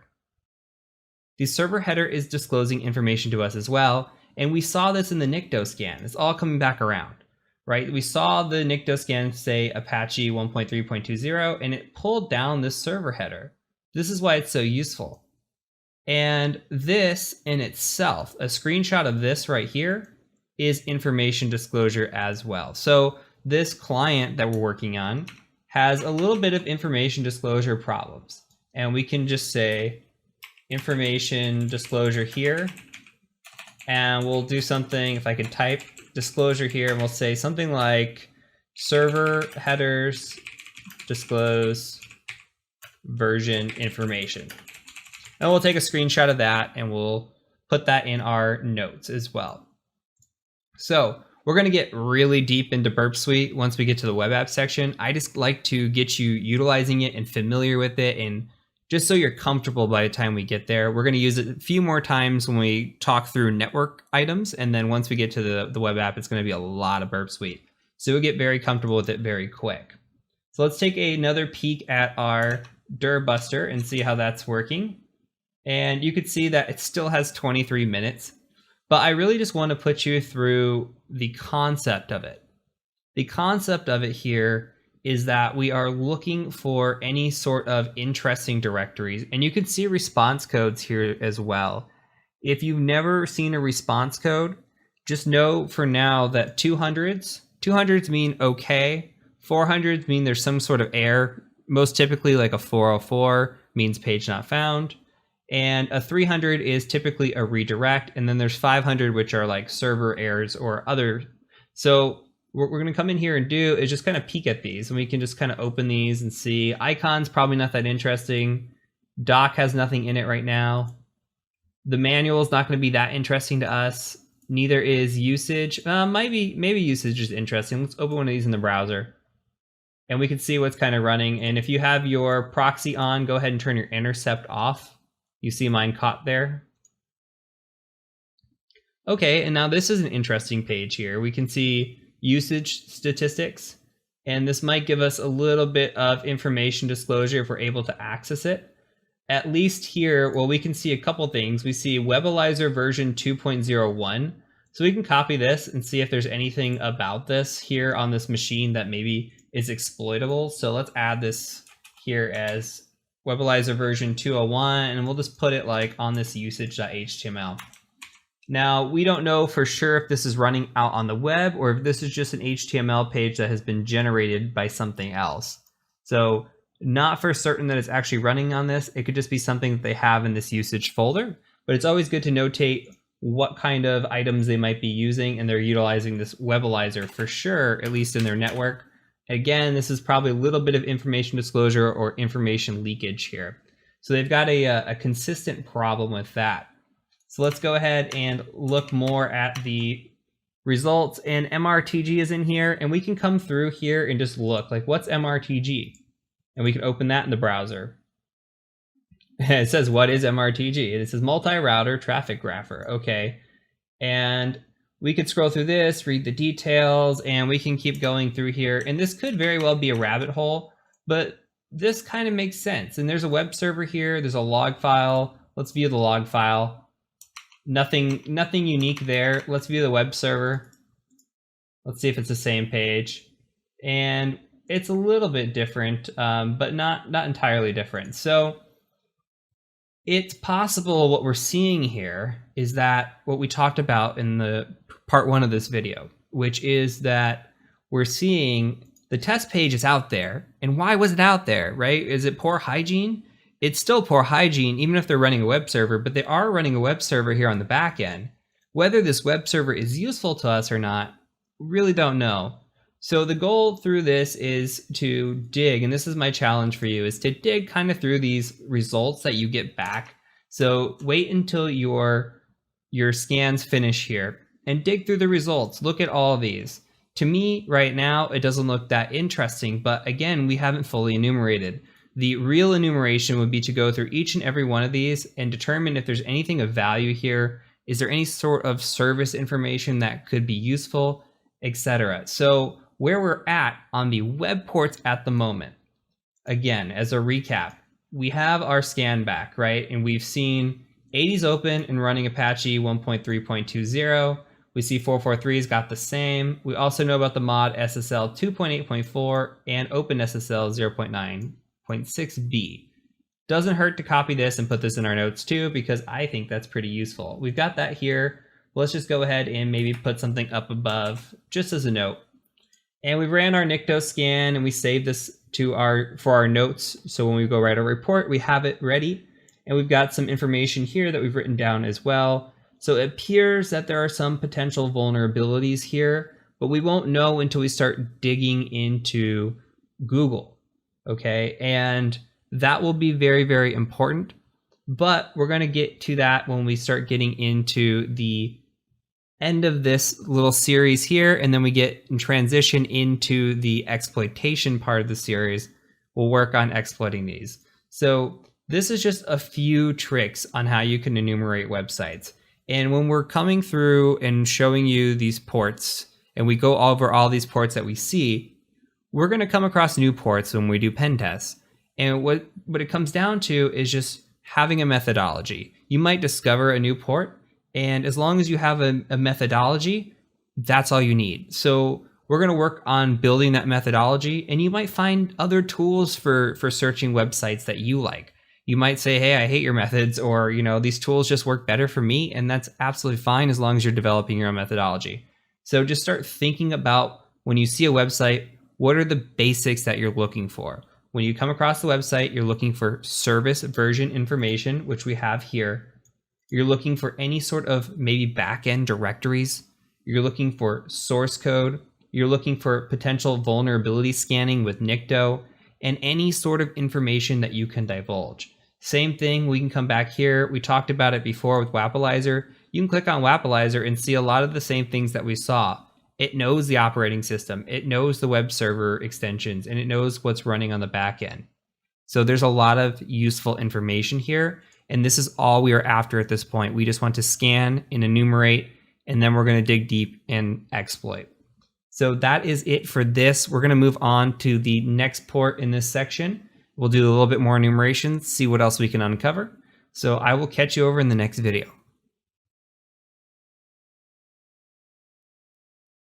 Now that we've taken some time to enumerate web pages on port 80 and 443, we're going to go ahead and shift our focus over to SMB on port 139.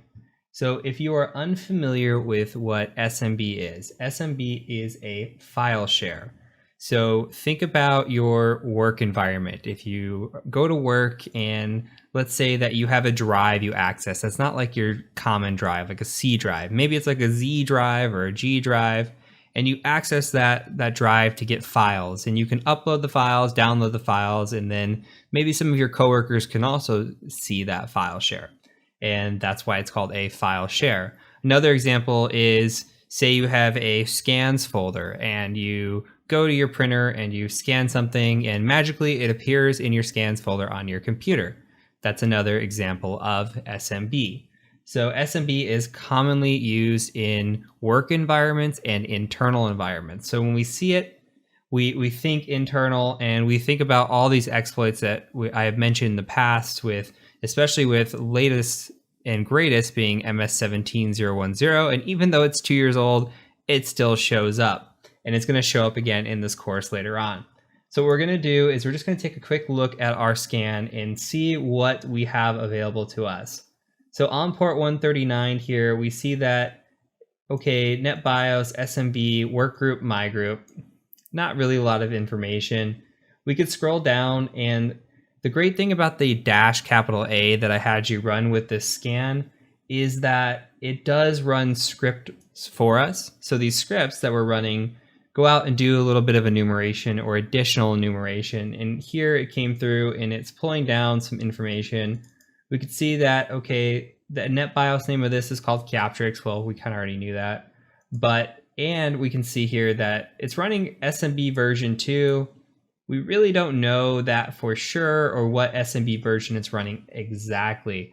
So that's really important, because the type of SMB version that's running could potentially lead to an exploit, and we need to know that kind of information. So we're going to look for version information. The other thing is we're going to try to connect to this machine. We're going to see if there's any connections available to us. And if we can make that connection, if we can get to the files on the share and see if there's anything potentially malicious, or that we could do potentially malicious. So let's go ahead and let's get into a terminal. And we're going to load up a tool that you're going to be intimately familiar with by the time this course is over. And that tool is called Metasploit. So to run that tool, just go ahead and type in MSF console like this and hit enter.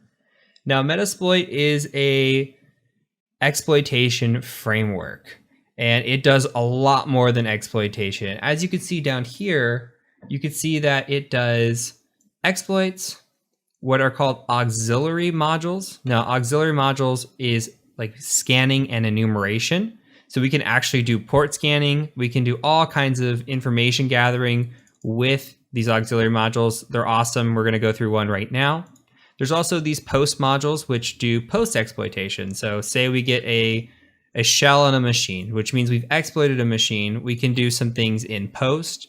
There's all different types of payloads, which we're going to cover when we get into the exploit section. And then the rest of this, you don't have to worry about that for the scope of this course, but we will be seeing another tool by Metasploit, which is MSF Venom, later in the exploit development section of the course, because we're going to utilize that to build payloads out for our own shells.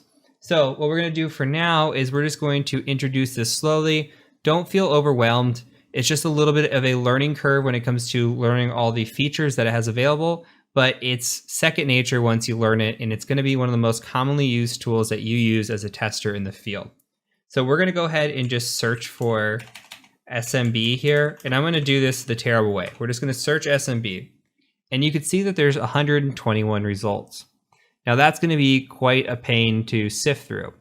But what we're after, and say we didn't know much, but we're trying to see if, hey, maybe does Metasploit have any kind of modules, I don't know, for SMB enumeration? Well, we know auxiliary modules are enumeration. And we can look right here in the front and see what type of module it is. So you see this is a post module, and you see we could scroll up and we're going through exploits, and then we're going to go up into auxiliary. Now, the second part of this is the type of action it's doing. So you can see auxiliary denial of service, auxiliary fuzzing, auxiliary scanning, gathering, and we're going to utilize this to our advantage. So we're going to take a look at the syntax. Now, what we are after is SMB version information. And if we look kind of through this, we can come down to scanner here, and you can see it's looking SMB1, 2, GPP, which we're going to talk about, MS17010, which we've talked about. You have an auxiliary scanner to see if there's anything out there with that vulnerability. And if we look right here on number 60, auxiliary scanner SMB version. Now, this is a bit of a long, convoluted way to do this. Go ahead and copy this, by the way, or memorize your number. I'll give you two options. This is a long way to do it, but I wanted to show you this way of doing it because you're going to get better at it. But, you know, when you see something on a scan result and you don't know a lot about the tool, the best thing that you can do is just say, hey, you know, I know Metasploit does things like this. Let me see if maybe they have any sort of enumeration or exploitation. It never hurts to use a search feature to try to look up items and learn about them. So let's say we've never used this before. We're going to go ahead and just say use, and then we're going to paste this module in here. Your other option is instead of pasting this module, you can put the number that you had. So like, for example, 60, you could say use 60, and it will also load this module. So go ahead and hit enter for that. And you can see here that it says now we're in an auxiliary module of scanner SMB underscore version. So from here, it's always good to type out info and see what info is available. And it just tells you a little bit about the module that you're running. So here you see that this is going to display version information about each system. Perfect. It's an SMB version detection. That's really what we're after right now. So this is great. And we have options here, these basic options. Now you're going to see me do this a lot. You can go right into options by just typing options and just see that instead of printing out all the long stuff if you don't want to. So in our options, we're presented with some items. We've got something called rhost. Now rhost is what stands for remote host. You're also going to see an lhost later on, which stands for local host. Rhost is always the victim. That's who we are attacking. This is the target address. You might see rhost or rhost plural. Rhost means you can only import one host. If we have rhost plural, we can use CIDR notation, meaning that we could put /24 and try to sweep a range, for example. But in this instance, we're only attacking one machine anyway. The rest of these, SMB domain, password, and user, if we knew the domain, password, and user in this instance, we could fill it out and try to get a little bit more information. But we are unauthenticated. We have no credentials at this point, so we're just going to go ahead and just put in rhost, which is required, and not fill out any of the non-required fields here. And what we're going to do is we're just going to say set rhost, and this isn't case sensitive. I just like to type it out case sensitive. And then the IP address of the machine that you're going to scan. So we're going to say 192.168 - 57.139. And then I'm just going to type in run, give you a second to catch up, and run.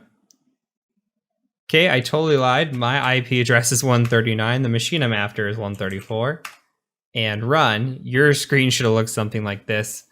I'm over here, instead of copying, pasting, trying to memorize.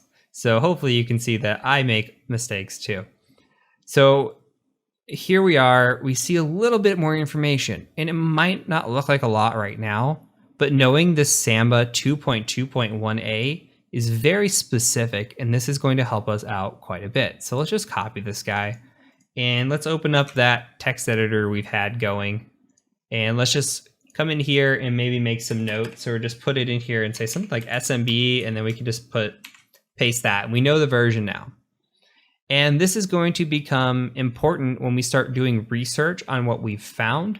So we found all these different type of versions running up here, and we're going to do research on exploitations against them. But we're also going to do research on this and exploitations against this. So as much detail as we can get, That's what's important. And what's going to set you apart from other hackers or other people even trying to break into the field is your ability to information gather and your ability to enumerate. If you can do both of those, the exploitation is actually the easy part, in my opinion. So we've got the version information. That's great. We're going to use a new tool now. So go ahead and go File, New Tab. And I'm going to go ahead and show you a tool called SMB Client. Now, SMB Client is going to attempt to connect to the file share that's out there. Now, if we have the ability to connect to the file share with anonymous access, what that'll do is we can get in there and we could potentially see files. Now, these files might give us an inkling of what's going on in the network, or they may even be, valuable to us. They might be something like a backup file or passwords stored in a text file. You never know what you're going to find until you actually look. So what I'm going to go ahead and do is do a -L, and that's going to be to list out the files. And then the syntax looks something like this. You can do 2 backslashes. I like to do 4. It really doesn't matter. And then you just type in the IP address of the machine that you want to try to connect to. So 192.168.57.134 for me, and then 2 more slashes like that. If you're running it with just 2 slashes, you don't have to put any there. So this is just character escaping because we're in Linux. So go ahead and hit enter. And you see that the server does not support extended security. Okay, don't worry about that. Anonymous login successful. Go ahead and hit enter on root password because we don't know it. And you can see that we did list out a file share. So let's go ahead and try to connect a different way. Let's tab up and let's delete this. -L, and we see that there's 2 file shares. There is an IPC $, and an admin $. The IPC is not really usually valuable to us, but the admin would be really valuable if we could connect to that. So let's go ahead and just paste that in here and see if we can get that connection. Okay, let's try this. Hit enter, and you can see we have wrong password. So it's not going to let us connect to this share with anonymous access. So that's unfortunate. We could also try proof of concept to see if IPC works. Hit enter on that, and you can see now we're actually in this. And this is interesting. So we could say help to see the list of commands, and it's very similar to being inside of a Linux machine now. We can do something like ls to list the files, and we're actually access denied here. So this is what we call a dead end. We can't really access this. So we don't have any information extra gathered. We're going to come back to this time and time again with SMB client. This isn't the last time you're going to see it in the course, but I want you to know that it exists and the reason behind what we're doing here. And this is some of where the information is coming from in our scan. We're trying to connect out. We see the server name is Captrix. There's a comment that it's a Samba server, and we're going to try to come in here and connect to a file and maybe get lucky. But this time we didn't get lucky. So we're just going to go ahead and exit out. So that's all you need to know right now for SMB. SMB is an amazing protocol. When I see SMB, I get very happy, but we're going to focus on that very heavily when we get into the internal part, the Active Directory portion of this course, because that's when things get really juicy. Right now, we're just going to keep it simple, stupid on a lot of this stuff. It might feel really easy or very, very straightforward, depending, but I promise this is just going to keep building and building and building until we have a pretty big understanding on this, and there's going to be a lot of repetition and a lot of practice, and I think that's the best way to learn. So from here, I'm going to do a brief enumeration on SSH, how we can do enumeration with SSH, and then we're going to talk other items of enumeration and talk research. What are we doing? We've been collecting all this information and putting it into a text document, and you're probably like, so what? What can we do with it? And that's where things get exciting, and that's how we start to lead into exploitation. But we got to do a little bit more research first before we can get there. So that's it for this video. I'll catch you over in the next video when we are enumerating SSH.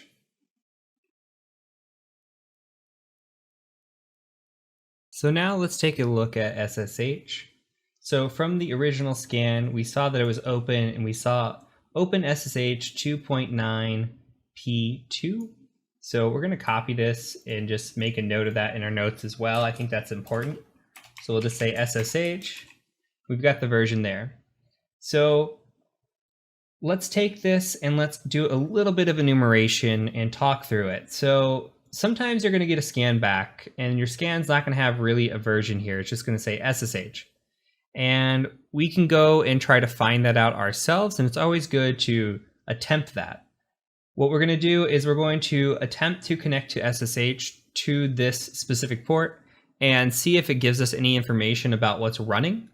And that's really it. At this point, that's most of the enumeration that we can do. Anything with SSH, the second that we attempt to make a login attempt is going to be exploitation. Even if we just try one password guess, that's exploitation. So we're not going to do that right now. We're going to save that for the exploitation part of the course. But I do want to show you a connection and just something funky with this anyway. So let's go ahead and just go to our terminal. And the typical way to SSH, if you've never done it before, is you just say SSH, and I want to SSH to a specific IP address. So this is the IP address I want to SSH to. The issue with this box is old. So when we go to try to SSH to it, it's going to say this, hey, we haven't found a matching key exchange. So they're giving us a few different offers here.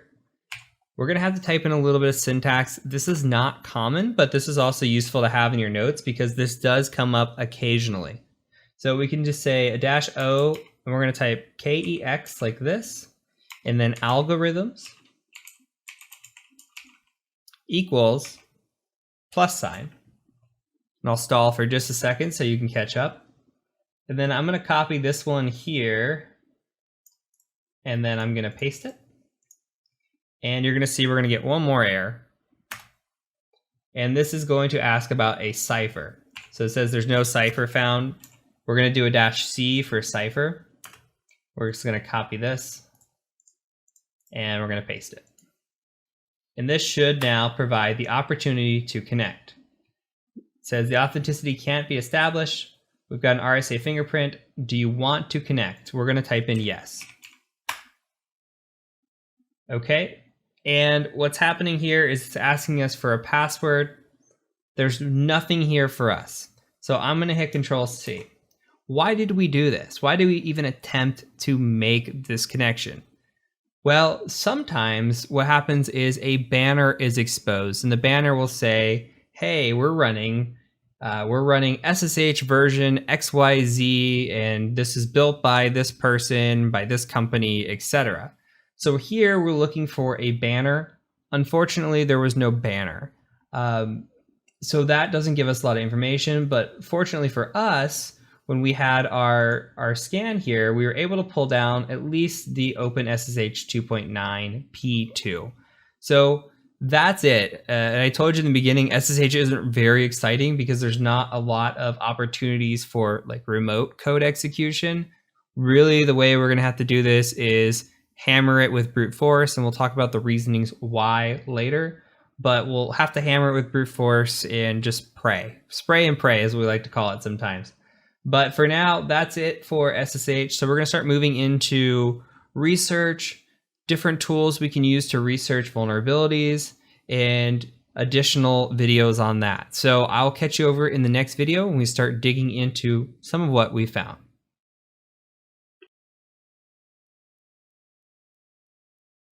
Let's talk now about identifying and researching potential vulnerabilities.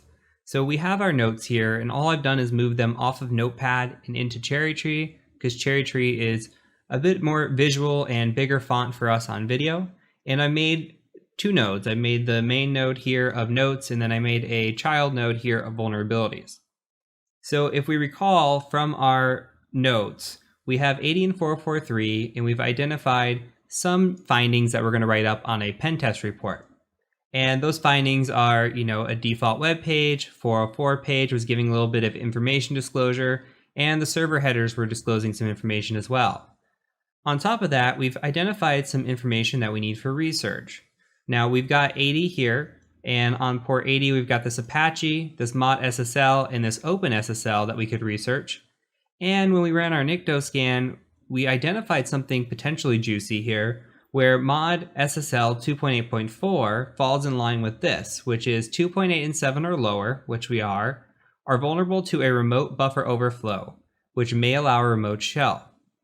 Remote buffer overflow, meaning that we don't have to be local, we can be remote, which we are, and we can gain access via remote shell, meaning we can gain access to that machine. So that's good, that's really good. The other one here we see is SMB, and we identified Samba version 2.2.1a. We also identified a Webalizer version 2.01, and we've identified OpenSSH 2.9 P2. So for this video, we're going to target the low-hanging fruit. And I put this in order of how I would attack it. Now, again, I always think 80.443 and 139.445 are the juiciest to me. This Webalizer might be juicy. OpenSSH, probably not that juicy. So what we're going to do is I'm going to go ahead and research 80 and 443, and then we'll research the SMB as well, and then I'll leave you to do a little digging on these just as practice, and we can see where we go. So from here, we're just going to go out and open up Firefox, and we'll go out to Google. And on Google, we can pick and choose which one we want to research here. Now, this mod SSL 2.8.4 is probably the juiciest of the items, and we might want to start there. So let's just say something like mod SSL 2.8.4. You see the 2.8.7 exploit showing up, by the way. We'll just do 2.8.4 exploit, and we'll see what comes up. Now, naughty words. We'll just call it open luck, okay? And you can see, don't cheat, Keyoptrix is coming up as well. But we're going to go ahead and just open this Apache mod, and then we're going to also open this GitHub one. And I'll cheat a little bit and tell you why here in a minute. So, Apache mod SSL 2.8.7, less than 2.8.7. Scroll through here, and it just has the code for us. Now, this is where you have a chance to come through and read the code. Now, it looks like to me that they're just identifying, if you've never seen a buffer overflow, which you probably haven't, there will be one later in the course, it's identifying where it's going to have the architecture, right? So the architecture has its own identifier. So depending on, which it looks like this works for quite a bit of different architectures of Linux, depending on which Linux you're running, is this return address here. So that's all this is doing. And then there's going to be code down here, I'm guessing, for an overflow, which you see a bunch of A's. As you're going to see later in the course, this is just overflows. So you'll learn to read this over time. Again, like, you do not have to code this. You do not have to be, you don't have to be super good developer, but just understanding kind of what's going on and making sure that the code that you download is safe on your computer and it's good to go. Now, this is coming off exploit database, so you can, I wouldn't say assume, but you can trust it for the most part that this is safe code. You have the option here to download the exploit, and you actually have the option to download the vulnerable app as well if you ever want to build out a machine and play on your own. So we have a little bit of information here that it just says, hey, this is less than 2.8.7 OpenSSL, and we've got a remote buffer overflow. There's nothing else here, but that's okay. That's, this might be good for us. This is something that we need to note. So we can copy this, and I would put it here, and we could just say something like 8443 potentially vulnerable to, we'll call it open luck, and then we'll just put it here. And we should also save this open luck, and I'll cheat a little bit and tell you guys why, is because this the exploit database one, without saying bad words, is not going to allow us to work. It's not going to work. The exploit's a little dated, and that's why there is a GitHub one out there that actually does work. So we're going to utilize the GitHub one instead when we do get to the exploitation section. So a little bit of a hint, a little bit of a foreshadowing, we are going to utilize this exploit. So we could also go in and research we could say Apache HTTPD 1.3.20, copy that, and come to Google and just say, hey, I wonder if there's an exploit for that. And you would just search something like this. And you can see in here, Apache 1.3.20 is actually showing up in this vulnerability as well. So that's good. And then sometimes we see these websites like this CVE details. These are okay to look at. They're all right. Like, you come in here and what you want to look for is the score. Immediately my eyes shift to the score. I don't care about anything else. If I see something that's red, I get excited. But we see no red here. So I don't think that necessarily this is vulnerable to like a remote code execution. It's got a lot of denial of service, but I would want to see like a high score, which means a critical. That's what red is. Red is critical. So we've got high, moderate, and low here, but we don't have a critical one. So this doesn't look like it really probably has anything, but it is tied to this, which is another wheel spinning indicator here that, hey, you know what, we probably got an exploit here with this thing, or at least something that we should try. And that OpenSSL is tied directly to this mod SSL, so we don't really have to research it. Now let's move on to Samba here, Samba 2.2.1a. Let's copy this and let's check for an exploit. So just as simple as doing this and saying exploit. And we've got a few here. We've got this Samba 2.2.8 remote code execution. We've got Samba 2.2.x remote buffer overflow. And we've got one down here, which I love to see. This is Rapid7. So let's go to Rapid7 first. Why do I like to see Rapid7? Well, Rapid7 makes Metasploit. So it looks like this exploit is called Samba trans2 open. And let's read a little bit about the description. So it says, this exploits the buffer overflow found in Samba versions 2.2.0 to 2.2.8. That meets our criteria. This particular module is capable of exploiting the flaw in x86 Linux systems, that's important to know, that do not have the no exec stack option set. Note, some older versions of Red Hat do not seem to be vulnerable since they apparently do not allow anonymous access to IPC. So remember, we did get anonymous access to IPC earlier when we connected to it via our SMB client. We never got access to admin. We could never do anything in IPC. We tried to say ls and it said denied, but we still logged in. So we do have anonymous access to IPC. That's interesting.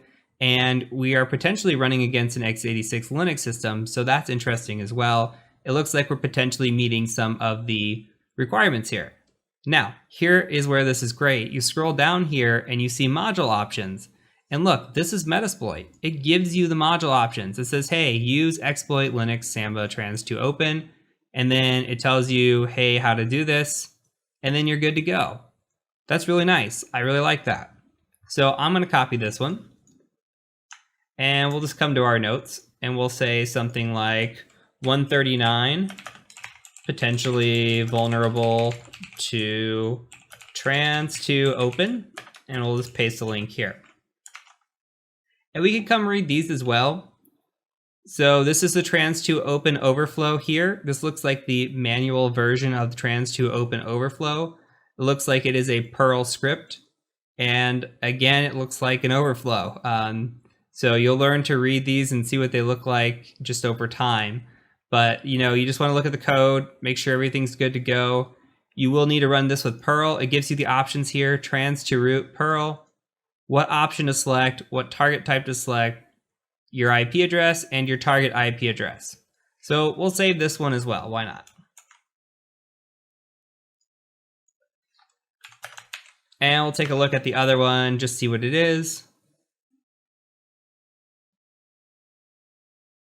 And it looks like it could work for us, remote root exploit for Samba 2.2.x that works against all Linux distributions. Samba.c. I think this is a possibility as well. So this is C code here. We're going to go ahead and just copy this. And we'll go ahead and add this to our list as well. And we'll figure it out. So all we're doing right now is the research. Okay, so from here, I've showed you the Google way. Let's say for some reason you want to do this on the fly, you want to use another tool, or you're you're in a network and the network has no access. You have no internet access out. You have no research capabilities. You can go to the terminal, and there's a great way to research this as well. So let's go back up to our notes and take a peek. Now let's take this Unix Samba 2.2.1a, for example.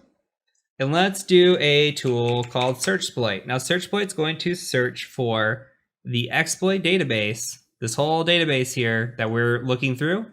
It's brought down onto your machine. Every time you update your machine and the database updates, it updates down your machine, and all those exploits get downloaded for you already. But you could say searchsploit, and maybe we search something like Samba 2.2.1a. Let's see what happens. No results. Well, okay. Why is that? Well, let's delete this. Now, you cannot be too specific with searchsploit.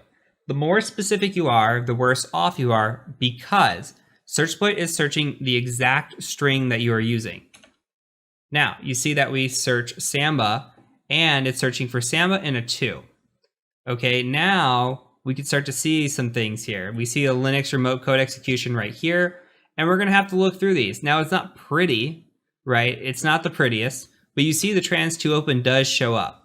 Now, it's not the easiest way. I do prefer Google. But if you're in a pinch or you want to look at all the different possibilities and see maybe, hey, is there a 2.2 in here? So like, look, Samba 2.2.0 to 2.2.8, OS X, that's not our operating system, but it's called trans2open.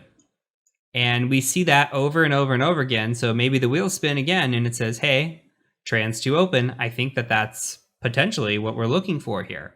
And then once we get down into the 3s, we know, hey, we've gone too far, this is not our version, etc. We could do the same thing with, let's say, the mod SSL, and we can say something like mod SSL2, if I type searchsploit in front of it, and do some searching there.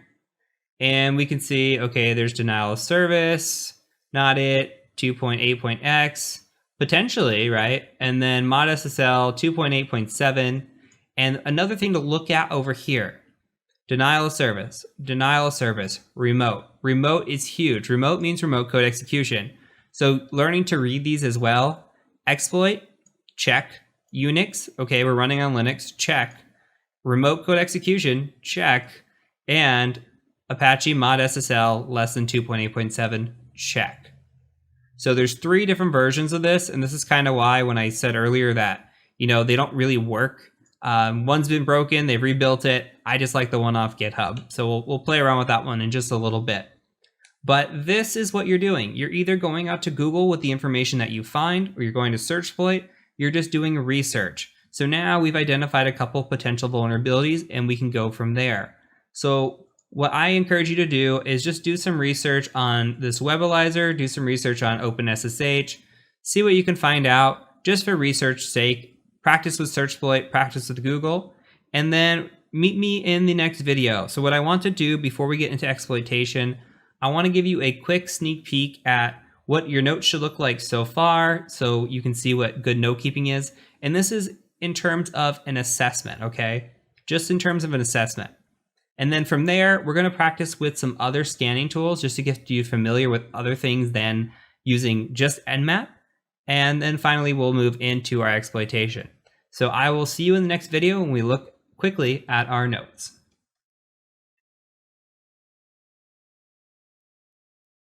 Now looking at our assessment notes so far.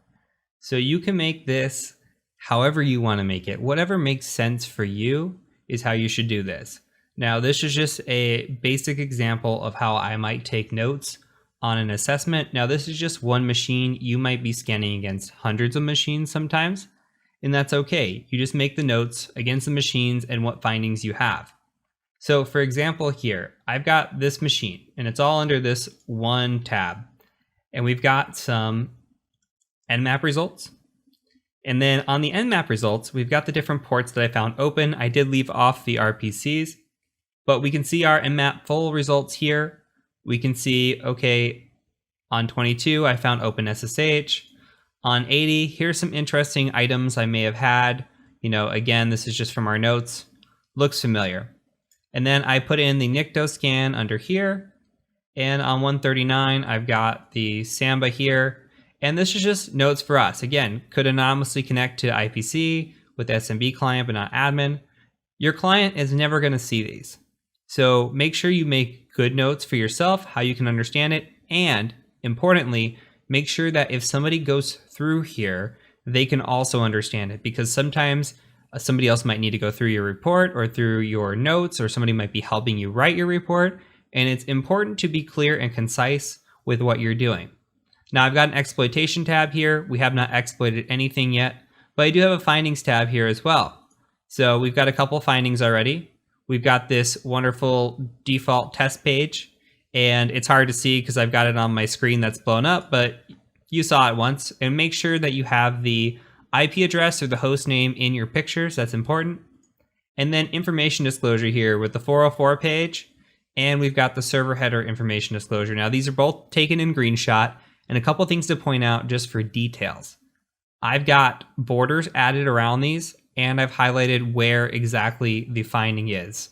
Okay, so it's best to point out, because if these screenshots are going in a report, it's best to find out and just point out to the client exactly where it is, where they need to be looking. And again, make sure you have your identifier here if you can have it. And then here is a response from the website, and again with the information disclosure. So that's just a quick example of how your notes should start to form and how they should look. And then we'll do another one after the initial exploitation to kind of show how we exploited this machine and how we might take some notes for the client as well. And then you'll get to see this all over again in the sample report when we cover report writing towards the end of the course. So that's it, just a quick lesson just to make sure you're still keeping up with your notes. I'm going to harp on this throughout because it's very, very important. So I will catch you in the next videos, the next little mini chapter on some additional scanning tools, and we'll get right into exploitation.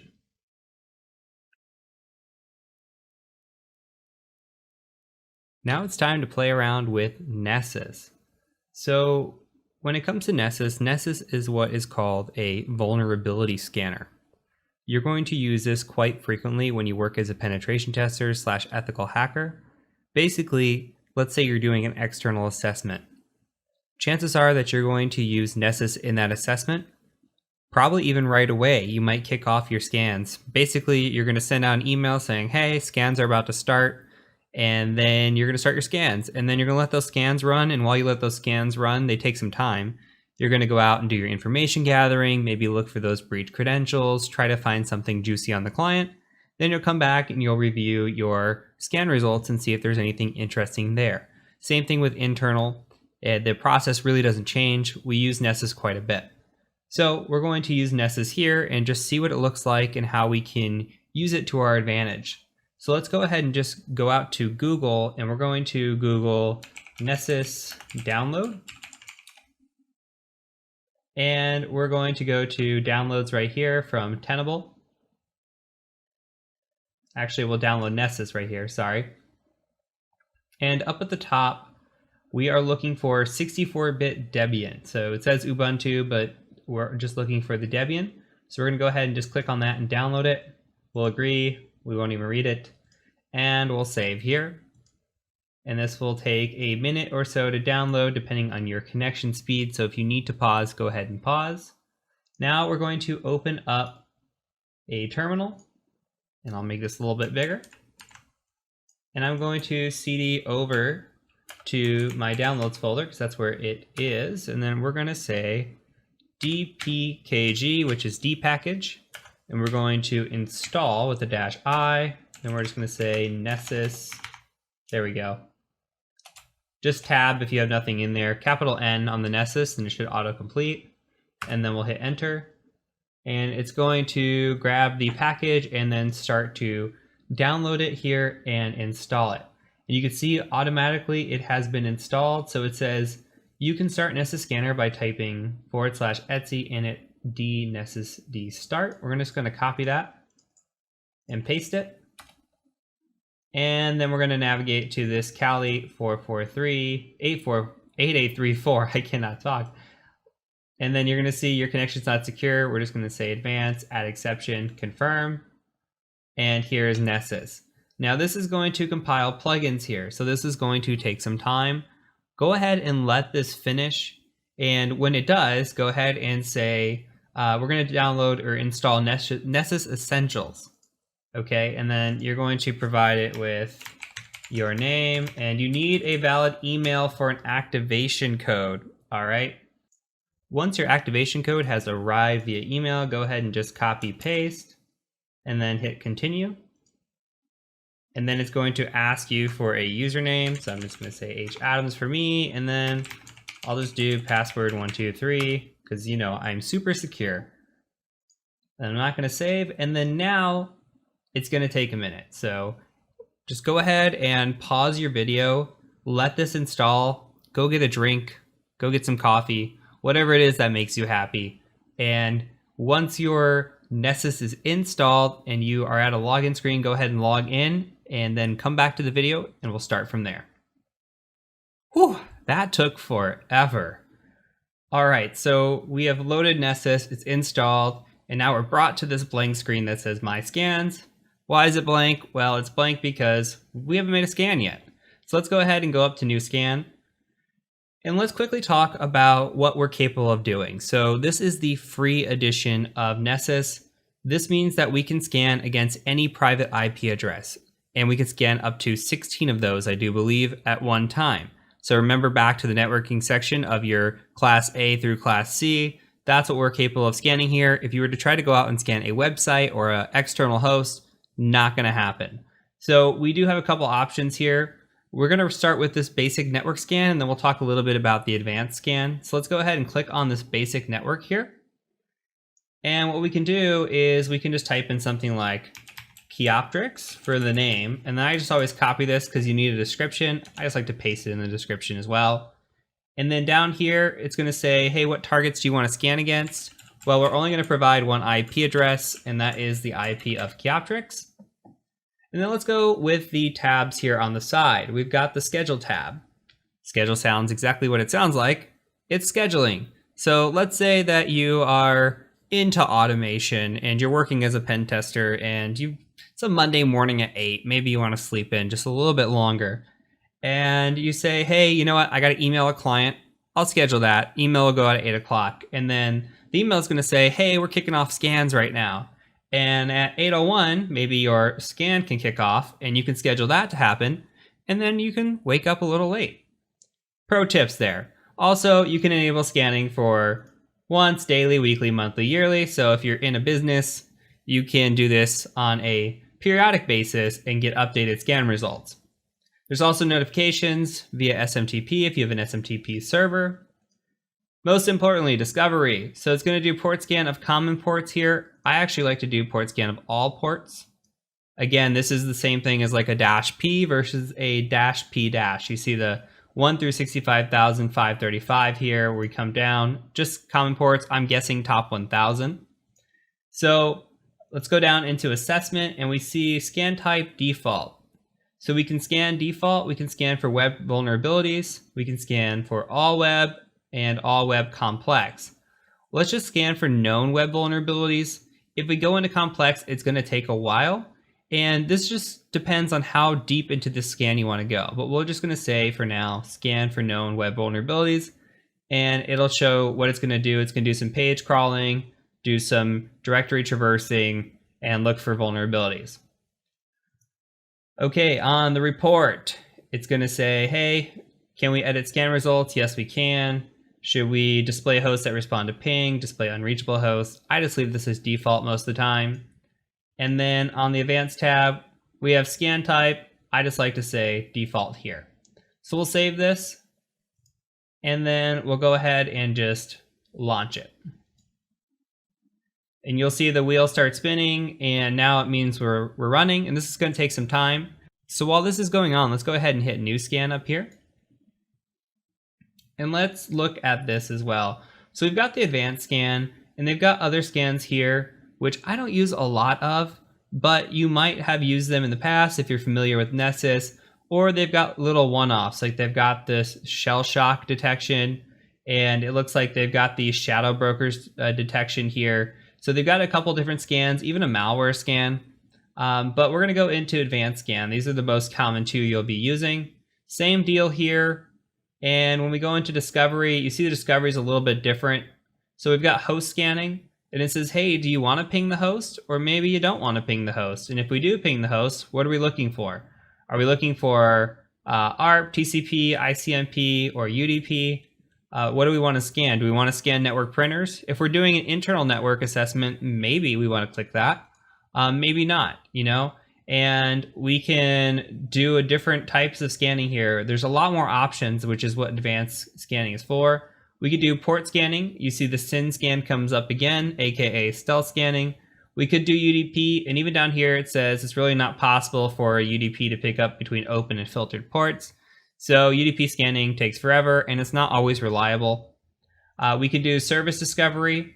I kind of just leave these blank, or leave them as default. And then when we come through assessment, same thing. It just gives us additional options here. So it's always good to click through these. Do we want to brute force any logins? We could use Hydra to do brute forcing if we want. We could test for default accounts on if we could discover like an Oracle database, etc. But this is going to go through and try empty passwords, try log in as password, etc. So this just does a little bit more here. We can scan web applications and we can say, hey, we want to use a specific user agent, or we want to crawl from a certain web page, how many pages are we going to crawl. Again, it just gives us more control. So if we come down here, reporting looks the same, and then advanced, we have a little bit of more options here as well. But again, either way, if you use the advanced scan, I would start with the basic scan just as a beginner, and then kind of play around with the advanced scan and see if you can scan against the same host and maybe get back more information. And maybe Keyoptrix is a good one to play with. But let's go ahead and go over to credentials. And now if you had credentials for a machine and you wanted to like log into that machine via SSH or Windows or even SNMP, you could enter in credentials and you could scan a little bit deeper on the machine, but you're likely never going to get that as a pen tester because you usually don't have any access. So let's go back to our scans. And you see now that it's scanning and running. The nice thing is that it does update vulnerabilities as it finds them, and it is finding them. We're actually at 99% right now. So you can click in it and you can see that it's got all different kind of vulnerabilities, and right now they're kind of grouped. So we won't worry about them too much. We're going to ungroup this once it's done. So I tell you what, go ahead and let your scan finish. Once your scan's finished, I'm going to meet you over in the next video, which is going to be part 2, where we're going to look at the scan results, talk about them a little bit, and see what Nessus can do for us.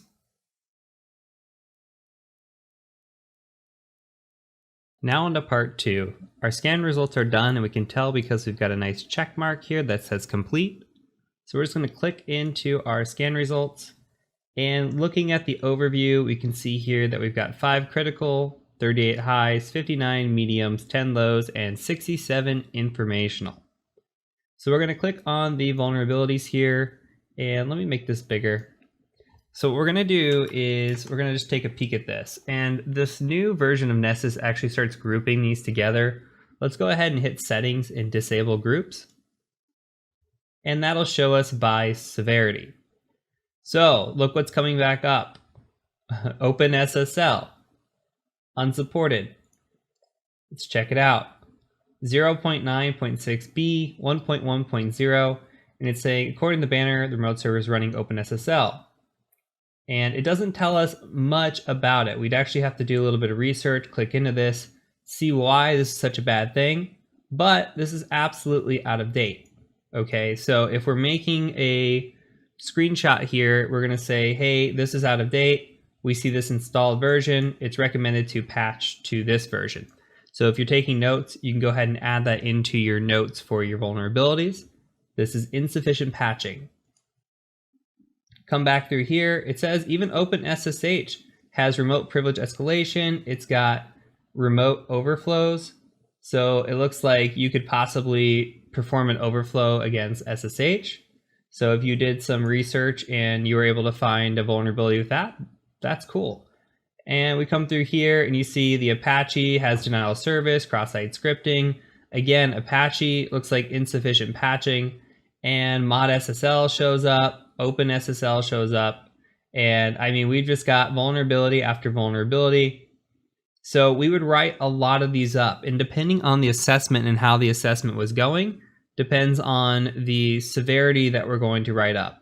Now, if we find remote code execution, we get a lot of access to a client, and a client just lights up like a Christmas tree when it comes time to reviewing their scans, then a lot of these, we might report on a lot of these, and we might not report on a lot of the lows or a lot of the mediums. But if we're in the opposite situation where, we aren't finding a lot, but there's still stuff to report, then we might report on like, hey, OpenSSL is, it's out of date. And then we go to the next page and we find a low, and maybe there's like, okay, there's something in here that's related to SSL TLS. This one is an unsupported cipher. We might report that as well, just depending on the potential in how many vulnerabilities that there actually are.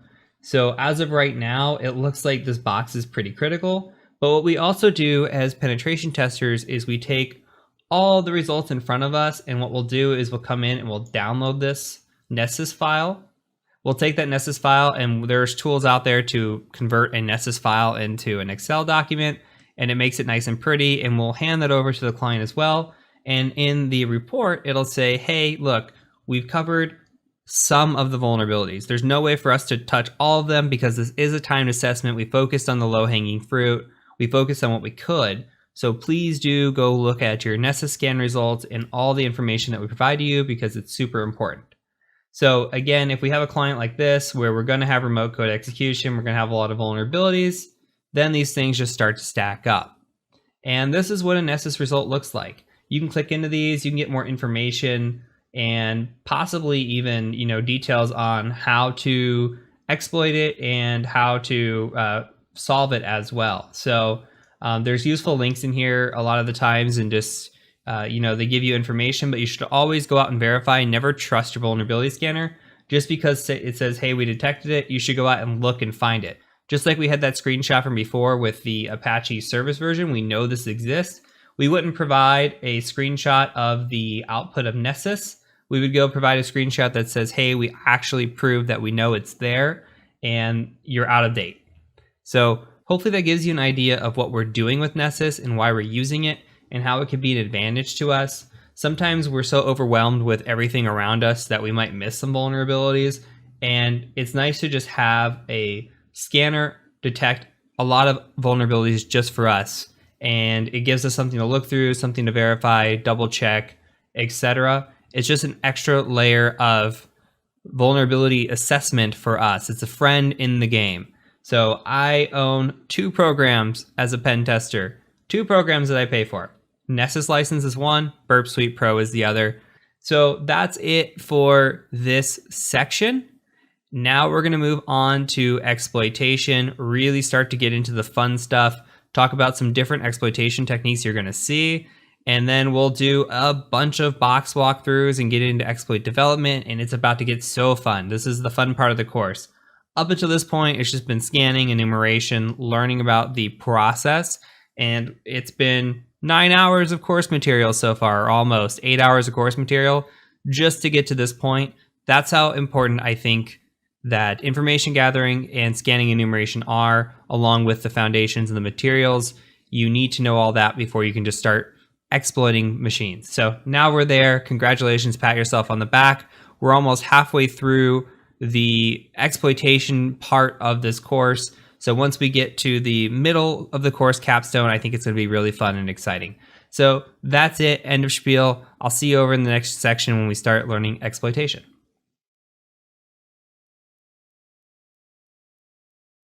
Before we could start the cool exploitation phase, we have to first define a couple things. So we're going to quickly define different shell types we're going to see, and then we're going to define different types of payloads we're going to see. So let's first start with the shells. The most common shell you're going to see is what is called a reverse shell. Now in this example, it is using a tool called Netcat, which you're going to see here shortly. And a shell, all a shell is access to a machine. So when we say we pop a shell, that means we get access to a machine. Now a reverse shell means that a victim connects to us.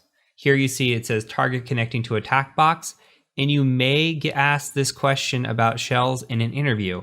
What is a reverse shell? What is a bind shell?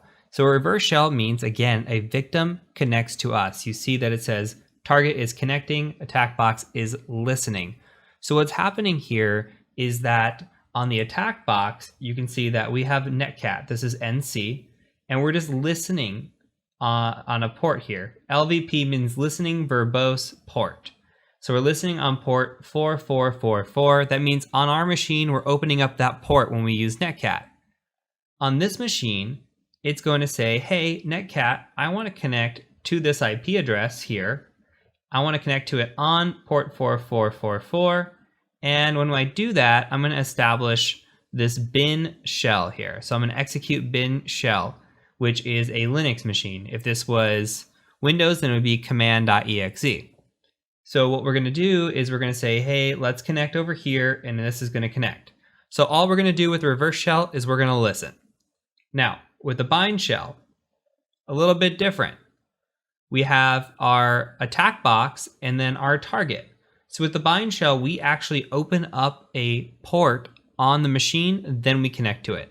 So we fire off an exploit, that exploit goes in and it opens up a port, and then it's listening for us to connect. When we connect on that specific port to that specific machine with netcat, then we're going to go ahead and get that shell, and on this side, it's going to execute for us that bin sh.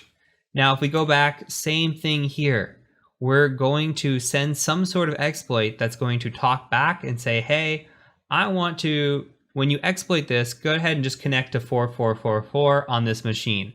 Now, this is going to come together very clearly when we get into our exploit development part here in just a little bit. But all you need to know right now is that a reverse shell means the target connects back to us. A bind shell means we connect to the target. Now, a little bit more about reverse shells. You're going to use reverse shells 95% of the time. There are instances where you're going to use bind shells. Bind shells most likely are going to be on an external assessment. If you think about it, a reverse shell, you're sitting in your home network and you are sitting on a VM, and that VM is using an internal IP address. It's talking out through NAT. It's going through your public IP address, and you're attacking a target. Well, how are you going to connect that public IP address of the target back to yourself on an internal IP? You're going to have to set a port forward or a port trigger on your firewall to talk into that specific machine. It's a little bit of extra work. You're opening some stuff up on your side. The other idea is to say, hey, bind shell, why don't I just go ahead and open a port up on that target? I'll NAT my way through on my public IP address, and I'll just connect to that port. It doesn't care what IP address you're coming from. You see, it's just listening. So we can come from any IP address and connect to that port on that machine. So this is where bind shells are useful when we have to bypass some sort of firewall, or it just makes sense. Sometimes a reverse shell just doesn't work and we have to use a bind shell anyway. So we have to think about the connection and how it's getting to and from us. Most of the time, especially because you're going to practice a lot in labs and you're going to do internal assessments as well, most of your shells are going to come in the form of reverse shell. However, bind shells do exist and you should know what they are as well. And again, for an interview, you should know the difference. So before we finish here, let's go ahead and take a look at what these look like. And I'm going to log back into my machine.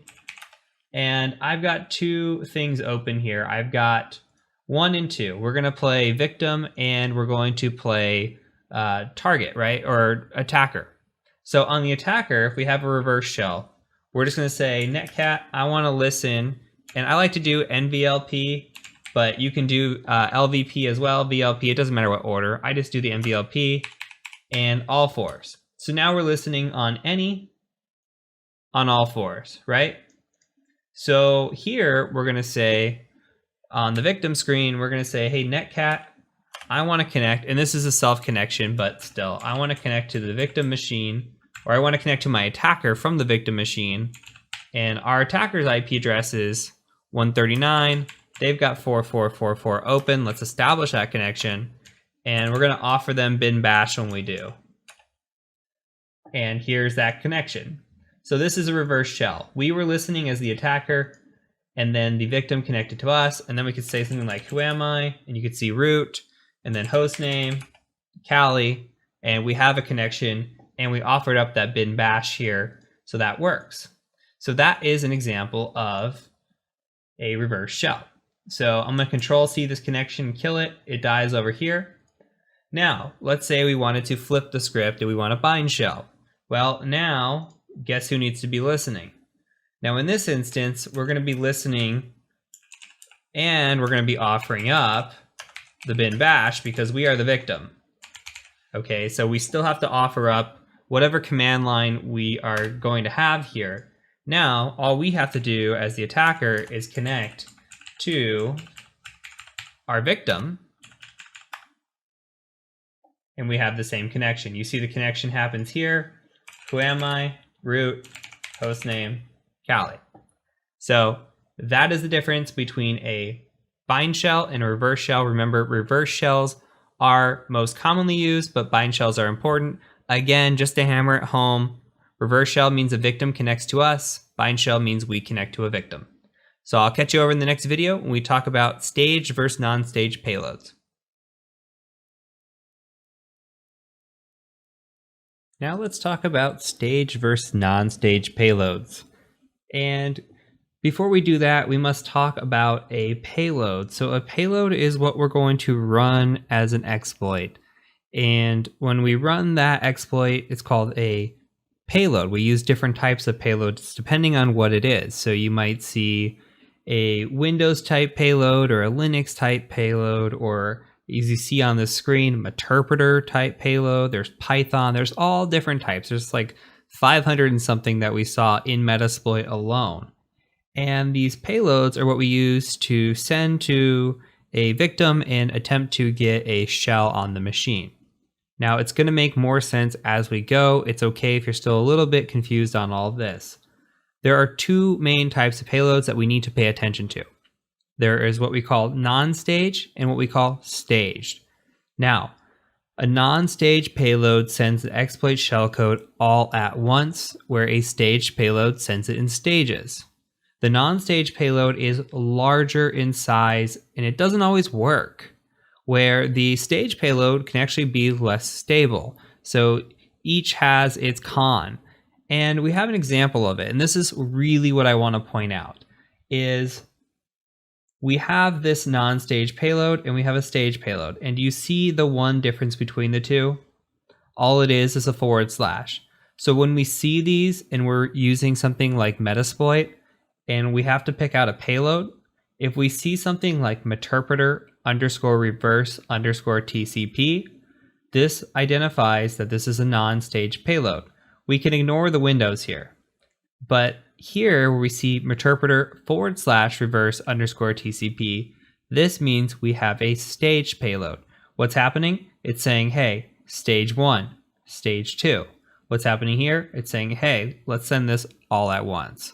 So this is going to become very important very quick, as we will attempt an exploit here very soon and it's not going to work. And then we're going to change the payload and it's going to work beautifully. So understand that what the takeaway is, if you have a payload that does not work, maybe try the other type of that payload. If you see something like reverse TCP, which is a reverse shell, by the way, over a TCP connection, if you say, hey, I'm going to send this staged reverse TCP, it's not working. All right, let me try to send a non-staged reverse TCP. Okay, that's not working, but I'm sure my exploit's right. So maybe I send a bind shell instead of a reverse shell here, and I'll send a bind shell staged and then non-staged.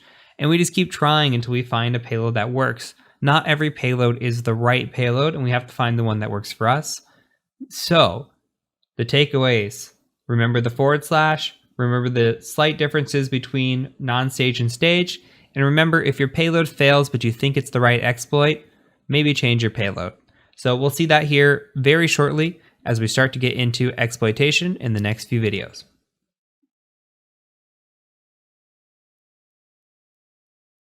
Whew, I am excited. And let me tell you how excited I am. This is not the first time I've recorded this video. This is actually the second time recording this video because the first time I forgot to hit the record button. So now it's blinking red right in front of me, guaranteed recording.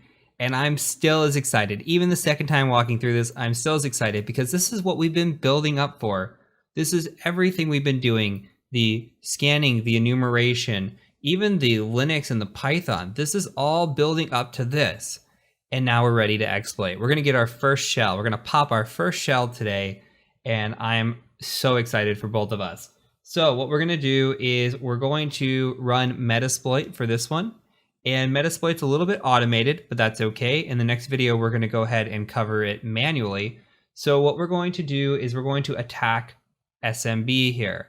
And with SMB, what we're going to do is, if you don't remember, search exploit Samba 2.2. We found Samba 2.2.1a. We searched around, we went out to the interwebs, we did search exploit, and we kept seeing this trans to open show up.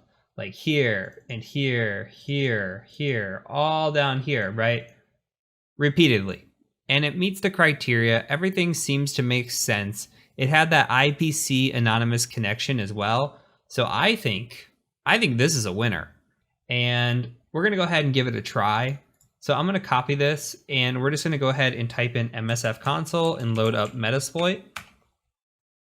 Once Metasploit loads, we're going to go ahead and just search for this guy and see if we can't find it. Now we know it exists because we did find that handy dandy Rapid7 website that said it did. So we're going to search it here. And we're given 4 options. Now, these are all operating systems here.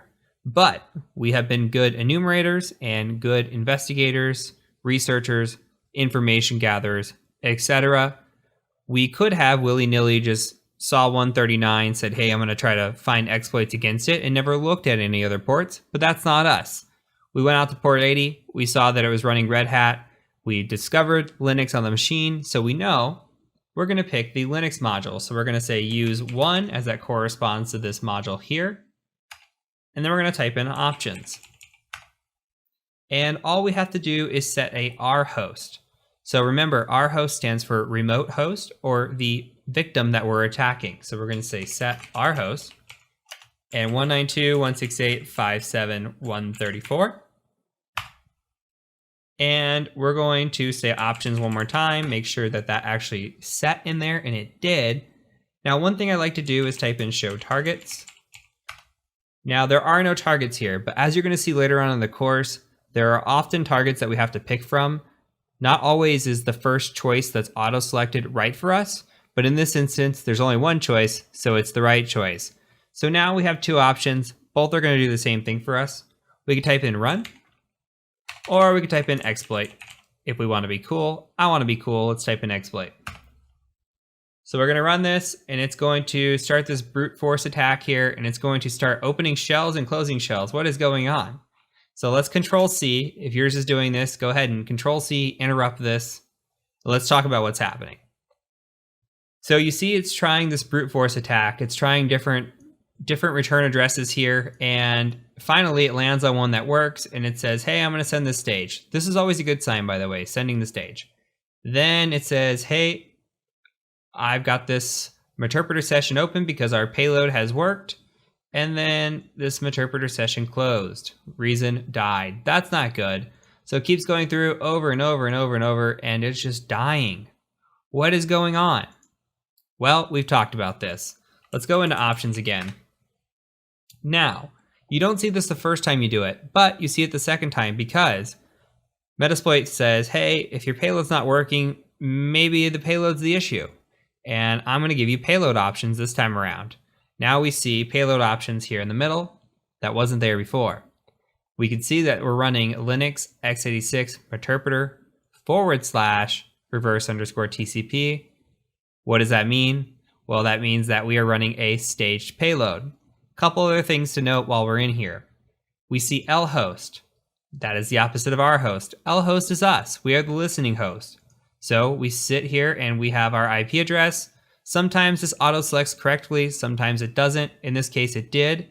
And then we have the L port, which is by default all 4s. So that's fine for now. It's fine for these lessons.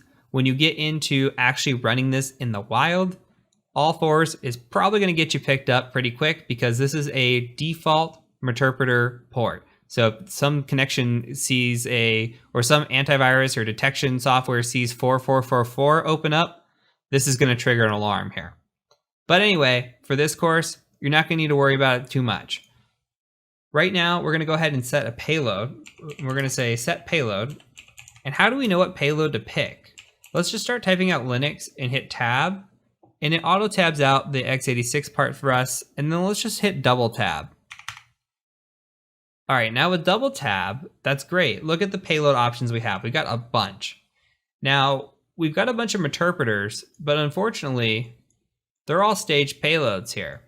I love a good interpreter shell, and you guys will understand why as we move forward.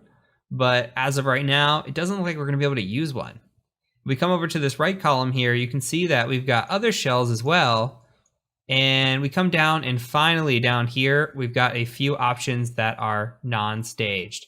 So let's go ahead and try this shell reverse underscore TCP right here. And you can just start typing that out. And that should auto tab complete for you. Go ahead and hit enter. Hit options one more time to make sure that this actually works. You can see here that it actually picked up. And now let's go ahead and try to run this. And let's see if it happens. Fingers crossed. Hey, look at that. So we've got a shell now. And it says command shell session open 5. Let's try, who am I? Root, hostname, Keyoptrix level 1. We have successfully rooted this machine.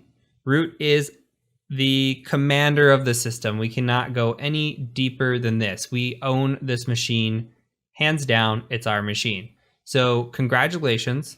You have made it this far. This is your first rooted machine. You should be very proud. Pat yourself on the back. You're awesome. So from here, we're going to go ahead and we're going to focus on port 80 and 443 and how we can exploit those manually. And then we'll move on to some other exploitation techniques. But for now, congratulate yourself. You have your first shell. I'm very excited for you. So I'll catch you over in the next video as we start some manual exploitation.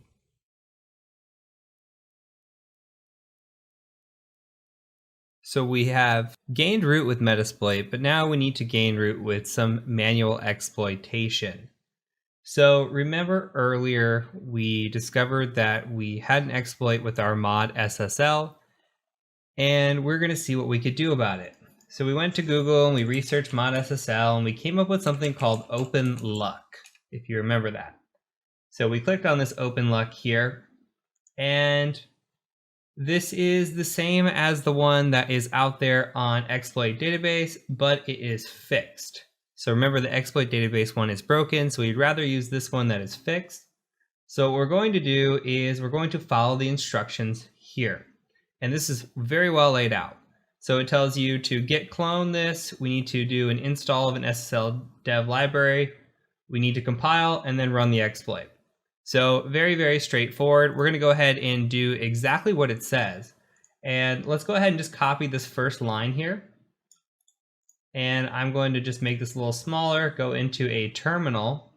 And I actually have a folder for Keyoptrix. I'm going to cd into it. And then we're going to go ahead and just paste that line. And it will git clone everything. If we ls, now we see that it is there. So let's cd into that folder, the bad word folder, and we'll ls. And now you can see that there is just the C file here in the README. So what we're going to do is we need to install this libssl dev. So we're going to say apt install and then libssl-dev like this, hit enter, and then just hit enter because it says yes already. This will take just a second to install. And then once it does this, we're going to use a tool, looks like, called GCC, which GCC is a compiler. So if you've never used C or are familiar with C, we have a C file, but this isn't ready to use. We have to compile that C file in order to actually use it. So that's what we're doing here, is we're downloading a little bit of stuff to actually be able to compile that. GCC is built in, and we just needed some other things additionally. So now what we're going to do is we're going to say GCC, and typically you say -o for the output, so we can call it whatever we want. We'll just call this open, and then we'll just specify the file. You can start typing it and then tab out. And then it says this L crypto, which is important. Hit enter, okay, and then hit LS. And you see now in pretty green lighting up and saying, hey, we're executable. We have our executable, right? We have our script that we can run. So we could say ./open and run it. And you can see in here all the different options that this runs against. So you remember when it was brute forcing, the last one, when we saw the trans to open was kind of doing brute force. In theory, this is what it could do as well, but here we actually have to pick a return address based on our machine. So we're going to look at the usage. I always like to do the application without any usage to see what the usage is. And we need to use target box, which is one of these down here. We need to select a port. Maybe it says for SSL connection. We're not going to be using an SSL connection, so don't worry about that. And then a -C number. And it says use range 40 to 50 if you don't know. So our syntax is going to look something like ./open, one of these offsets that we're going to pick. And then it's going to be a -C, probably 40, with the box IP address in between. So how do we find what we're looking for? Well, I'm going to cheat just a little bit and tell you guys to scroll down, down, down, down, down. And if we look at 6B here, remember, we were up against Apache 1.3.20. See, enumeration comes into play big time. So Apache 1.3.20. Now there are two we can run against. I'm picking this one. I believe it's the more stable one. So we could pick either one, but I would choose B. I think A doesn't work all the time. So let's choose B here. And Apache 1.3.20 is the indicator. And again, Red Hat Linux, so that's another indicator. So let's copy this so we don't forget it. And we're just going to scroll down and we're going to say, hey, ./open, and we're going to paste that 0x6b. And then we're going to run this against the IP address because it said box was next. So 134. And then remember we had to give a -C of 40. So that is the syntax. Sometimes you have to follow along, and it's I don't think most of them are as confusing as this. I wouldn't say this is confusing. I would just say it's pretty lengthy for a exploit because you have to go through all the different offsets here to find the offset and actually fire this off.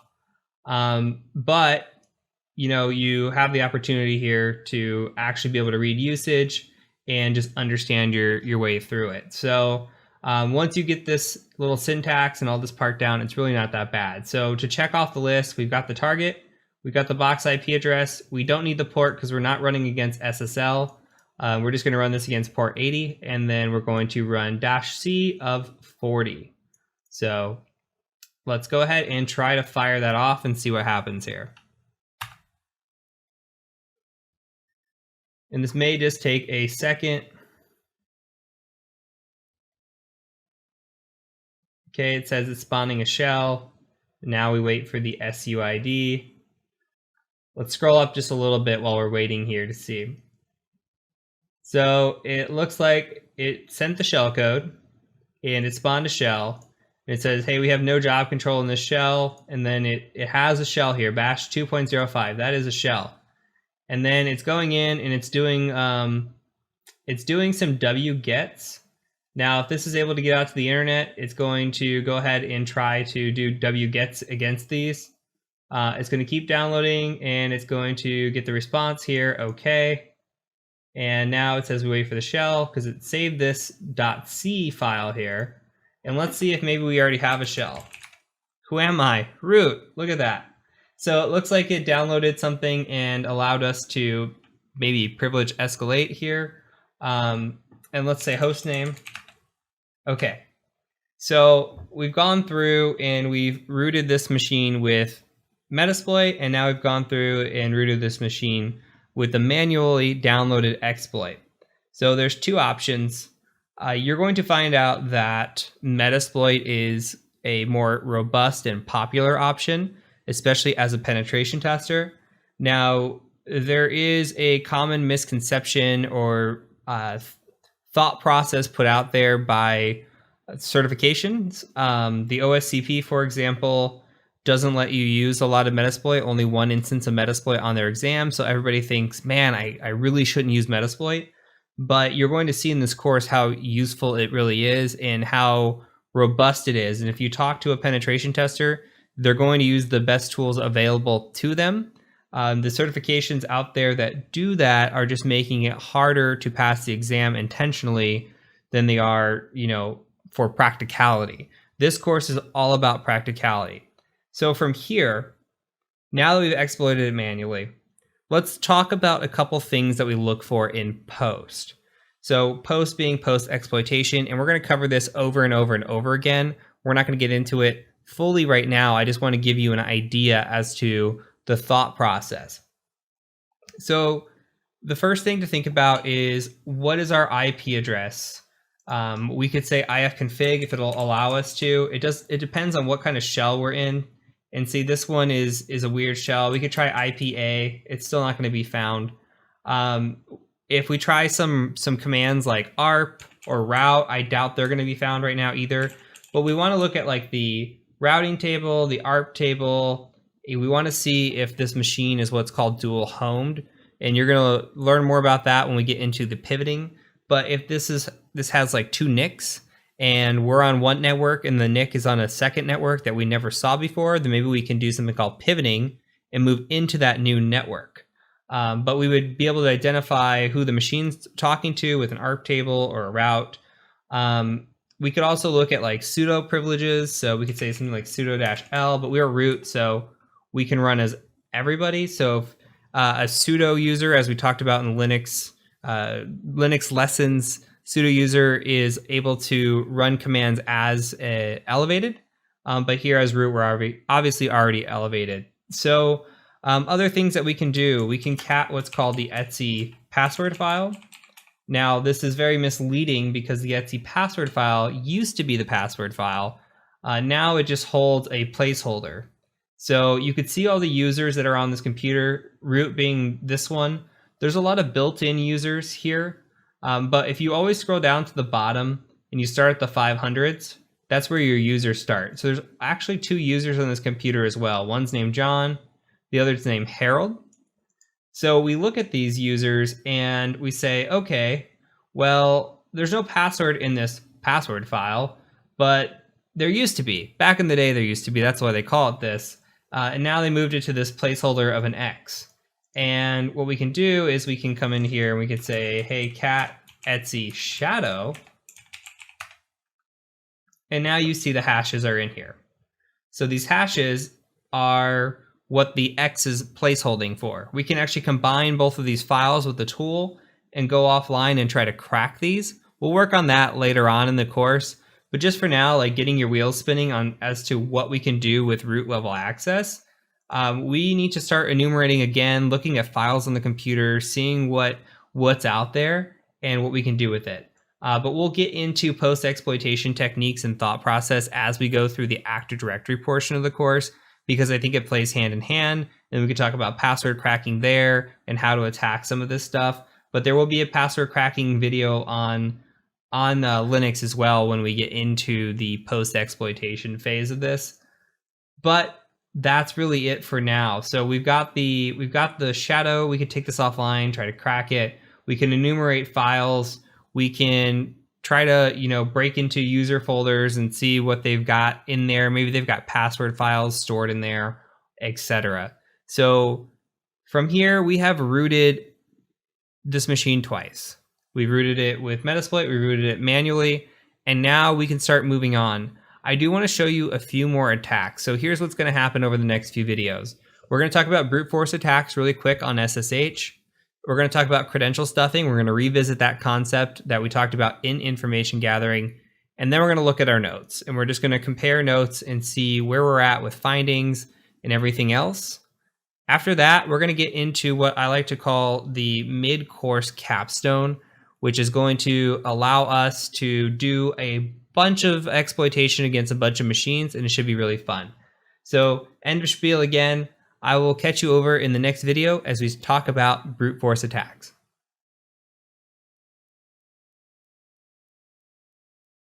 In a previous video, we discussed SSH and that it's really not always that much of a low-hanging fruit.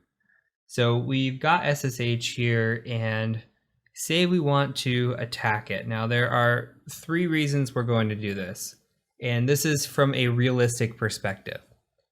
If we see SSH on an assessment, we're going to try to brute force against it, or use weak or default credentials. And we're going to do that because 1, we're going to test password strength. 2, we're going to see if we can get in with a weak password or default password. And if we can, that also attests to password strength, correct? And 3, we're going to see how well the blue team performs. Do they catch us? Do they see us brute forcing? This should be something that should alert when it is being performed, but you would be surprised how often it does not.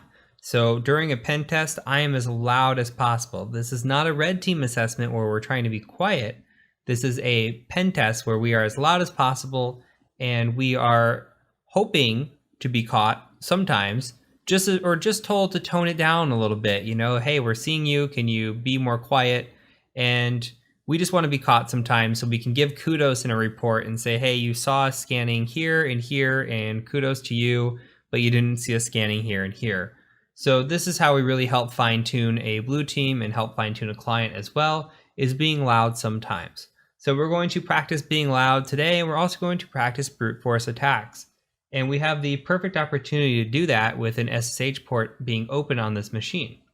So what we're going to do is we're going to use a tool called Hydra, and then I'll show you the Metasploit way as well. So Hydra is a brute force tool. So the syntax for Hydra is going to be this. We're going to say Hydra, and then we're going to give a -L for the user that we're going to be utilizing. In this case, I want to attack root. And then we're going to give a P for the password list. So if we wanted to use a password list with L, we can just say L. But here we're going to say P for the password list. And then we're just going to say user share wordless Metasploit. And I'm just going to double tab in this folder so you can see how many words are actually in here.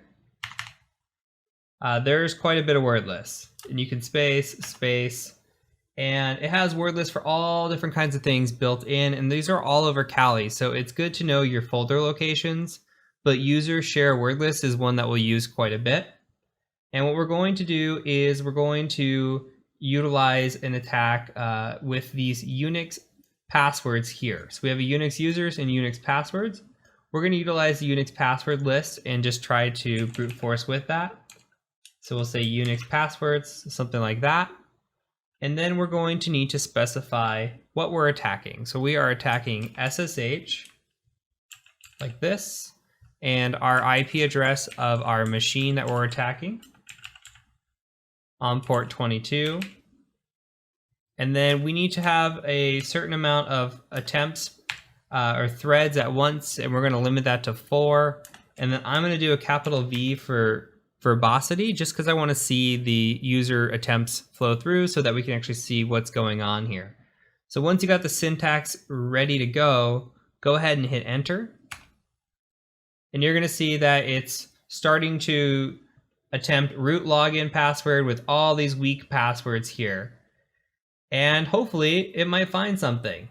But let's go ahead and open up a new terminal here. And we're going to just make this a little bigger, and I'm going to load up Metasploit as well. And we're going to run the same exact thing in Metasploit, but I think it's good to know multiple frameworks and multiple tools to perform the same task. So here we're going to search for something like SSH, and this is going to be an auxiliary module, so we'll just scroll up, and we're going to look for something like SSH login. Perfect. Login check scanner. And Make sure we don't have anything else, and that looks good to me. So let's go ahead and take this SSH login, and we're going to go ahead and say use options. And now we have kind of our brute force options here. Let me make this a little bigger so it's prettier. So we've got a brute force speed from 0 to 5, 5 being the fastest. Try blank passwords, no, no, no. We can set a hard password, and we could set a hard username. We could set a user and password file, a user as password file. Again, we can have a password file as well. So we have a lot of different options here that we can utilize. But we're going to go ahead and do the same kind of thing. We're going to say set username, and we're just going to say root. And then we're going to say set pass file.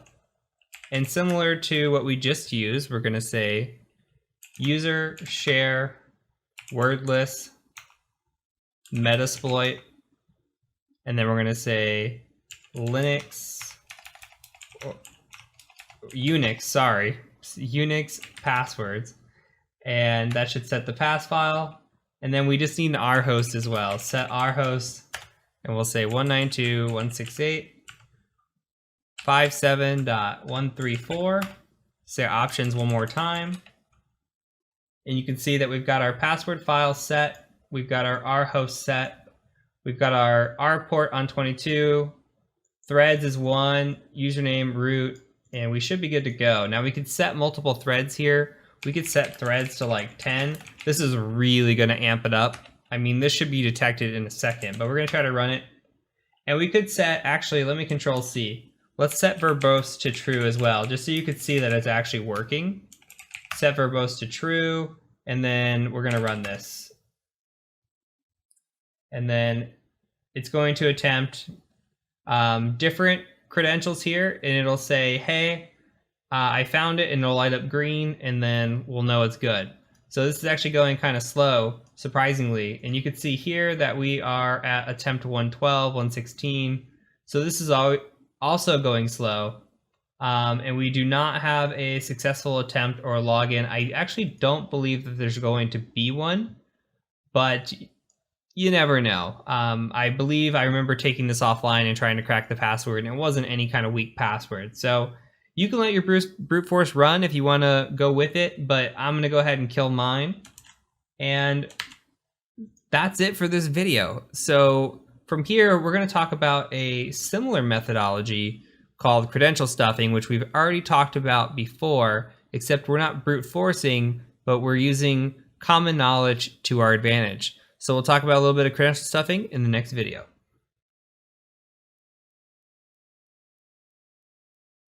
Let's talk again about credential stuffing, and while we're at it, we're going to talk about password spraying.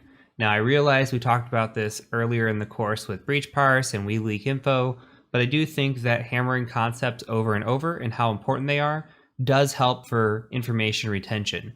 So again, if we look at this example here, what is credential stuffing? Well, it's just injecting breached account credentials in hopes of account takeover. So if you look at the compromised server here in the upper right-hand corner, we pull down usernames and credentials. And we get these from leaks like the LinkedIn link or the Equifax link or whatever of those have come out recently. We get these leaked credentials. And we grab these databases, we search through them like we did with breach parse or like we can with WeLeakInfo, and we get these stolen credentials. And we take these credentials and we try to pass them to the site login. Now, we could take a look at a real life example of that, which I have pulled up here. And again, this is just an example of the Tesla breach parse. So we have some usernames and passwords. We have repeat offenders, remember? We also have similar passwords here. But the art of credential stuffing is taking these passwords and these usernames and throwing them at a website. That's all it is. So we're going to throw them at a website and just kind of spray and pray. Now, I just gone ahead and opened up this same Tesla-master. I've only opened up the users and the passwords just for an example of spraying. This video is going to be in theory only. I don't want you attacking Tesla's website. So just take this for example. You can follow all the way up until the point that we actually hit attack if you want to follow along. But for this, please do not attempt an exploit against Tesla. You do not know when the criteria is going to change, and I just don't want you getting in trouble just in case it does. So from here, I'm going to go ahead and go to Firefox. And while we are in Firefox, what I want to do is I want to take a quick pit stop and go to Google, and I want to look up something called Foxy Proxy. So go ahead and do this. Look up Foxy Proxy like this, not Froxy, Foxy Proxy. And go ahead and click on this top one here, the standard. And we're just going to go ahead and install the standard to our Firefox. And this is going to be a useful tool that we'll be using throughout the course. So, okay, we've got Foxy Proxy installed. Now what has happened up in the right-hand corner, we've got this here. You can see Foxy Proxies here, and we can just say, hey, options. And in the options, we're going to add in a proxy over here on the left. And we're just going to call it Burp Suite. And then over here, we've got proxy types. We're just going to leave this at HTTP. And then we're going to give it an address, which is 127.0.0.1. Same thing as before. And again, this is 8080. We'll just hit save. And then we're going to go ahead and close out. And then all we got to do now is click this and click this. And now Burp Suite's turned on. Super simple. So let's go ahead also to our applications. And let's just go up here and open up Burp Suite. And let's test out our proxy and make sure. Ignore the errors. Don't worry about those. We'll just go ahead and hit next and use burp defaults.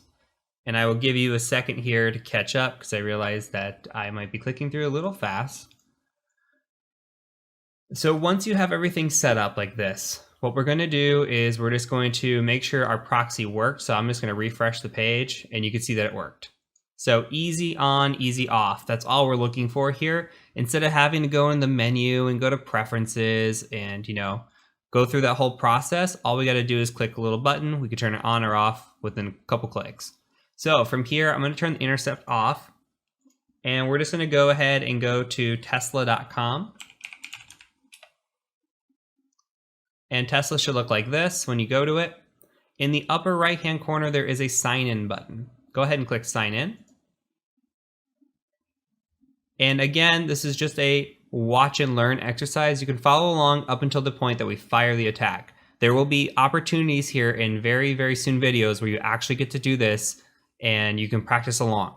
So from here, let's turn on the intercept and let's go ahead and just put a fake email. We'll just do test@test.com and we'll do test as the password and hit sign in. And that intercepts here. So you can see the user equals, or email equals test@test.com and password equals test. We're going to go ahead and just right click this and say send to intruder. And from intruder, what we're going to do is we're going to go to positions in here and then we're going to clear it.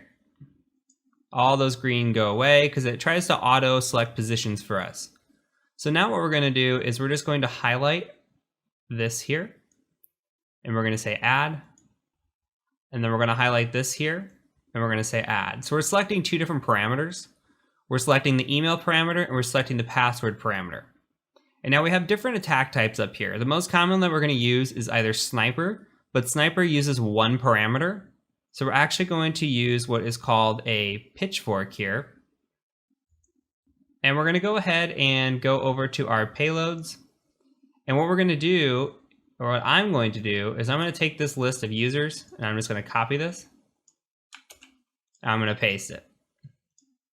And then on the second one, I'm going to take my list of passwords and I'm going to paste it. Now, what this is doing, if we go back, payload set 1 is all the usernames. It's going into the first one we set here.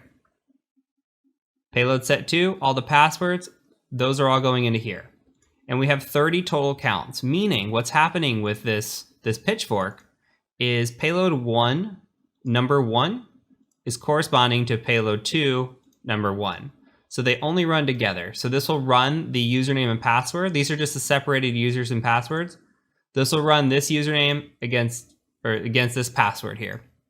So what we're going to do is we start an attack, and it just says, hey, this is a demo version of Intruder because you're on community. Don't worry about that. It still runs. It's just a little slower. I'm going to go ahead and hit pause on the attack. Now, there are some interesting things that we can look for. When we're doing this, what we're looking for is a status code change of some sort. Maybe we see 200s here and we want like a 301, which means a redirect. Or we see a significant change in length. That would be a good indicator that maybe we had a successful login. Other items too is that we can click in here and look at the response. And we can say, okay, what did the response say? And if we scroll down, maybe it said something in here about fail login. Okay, we could not sign you in. And we could just take, we could not sign you in like this, copy this, and then we can come back. We'll close this attack. We'll come into options here, and there's actually a grep feature. So we can clear all these in this little box, and we can just paste this and say, yes, match this here. So watch what this does. So we're gonna start this attack again, and then I'm gonna pause it. And you can know immediately, look at the checkboxes. This means it's showing up in the response, it's grepping it out. It knows immediately that we didn't sign in successfully. So this is an example of a credential stuffing attack. So we're looking for these few different things, a status change, a significant length. Like we're seeing all the same kind of lengths here, but what if it was like 5,000 or 2,000 or 15,000? If the page length changes, there's a good chance that you signed into something and we have a successful login.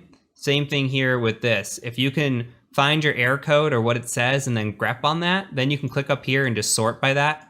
And you can search for the ones that don't return that and possibly have a login as well. So this is the art of credential stuffing.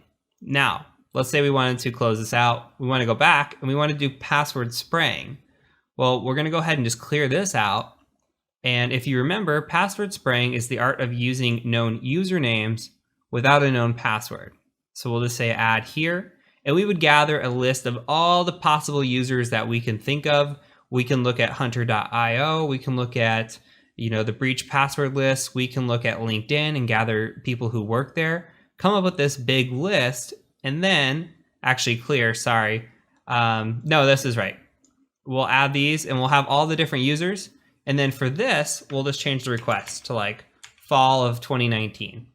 Or we can set it up to, we could set this up here like fall 2019 exclamation, or whatever the time frame is, or however you want. Or maybe, they work at Tesla, so maybe we'll do Tesla 1 if they have a weak password policy, or 123, or @ or pound. You just try a few of these. The only downside to this is you are most likely attacking Active Directory accounts. When you're attacking Active Directory accounts, you want to be very careful because you could lock them out without even trying. So if you're doing a pen test, the best idea is to ask before you attack, say, hey, how many attempts do you have unsuccessfully before a logout happens or a lockout happens? Because the worst thing you want to do is fire off 10 of these in a row, lock out a bunch of users, and cause a denial of service. That is very, very possible and very, very easy to do. So make sure you're not just firing these willy-nilly, that you have a good idea of the password policy, the lockout policy, etc. That'll really help you when you do these attacks. But you just want to do these kind of 1 or 2 at a time, wait a few hours, fire another 1 or 2 at a time, and you should be good to go. Okay, so same deal here. We could fire this and we could just say, I'll just say password 123. And we'll just switch this to sniper here. And if we come to the payloads, you can see it just kept the emails. There is no payload 2 anymore. So what this would do if we hit start attack is it would start firing this against this email address with a password of 123. And then this one with this email address with the password of 123. It would just go down the list. And that's all password spraying is. But the feature that I'm showing you here between credential stuffing and password spraying is by far the most common way that we get in on external assessments. Way, way more than you're ever going to see just an exploit out in the wild, where you're going to see this most likely. And second, you're probably going to see something like default credentials. So if you see a login page, always check default credentials because you never know. you're likely not going to see a exploit out there, because the chances are, one, is that if you see an exploit like that out there, who knows who else has seen that already? What kind of bad actors? Because bad actors are scanning the internet all the time for these sorts of things. And if they're seeing it, then guess what?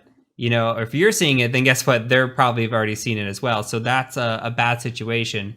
Two, you got to think of protection, and clients, just think of clients like a house.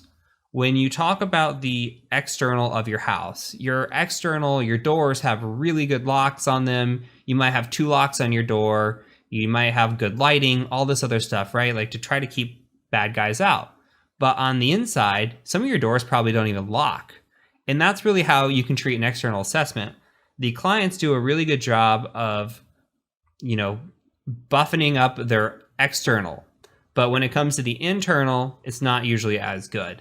So same thing with physical assessments as well. You gotta get inside. Once you're inside, it's kind of easy breezy for the most part. So take that lesson away. If anything you take from the course, again, at least for the external side, take away that enumeration and information gathering is super important, because you want to get to this stage here where you are doing these credential stuffing attacks, and you can use Burp Suite for it. This is my favorite go-to. There's other methods as well, but it's so easy just to grab any different website and just, intercept the proxy, send it to an intruder, make one modification, and fire it off. So super, super simple. This is something you will come up in an interview as well, so make sure you're very aware of it, and make sure you watch this again if you need to understand the concepts. So from here, we're going to go ahead and take a quick look at our notes in the next video, just kind of where I want you to be with your notes. And then we're going to get into what I call that mid-course capstone, where I'm going to show you a bunch of different hacks and just my thought process and theories and thinking when I go into a scan and looking at results. And just so you can kind of get into the mind of an attacker and how we think. And then we'll start moving on to exploit development and my favorite, the Active Directory exploitation. So I look forward to seeing you in the next video.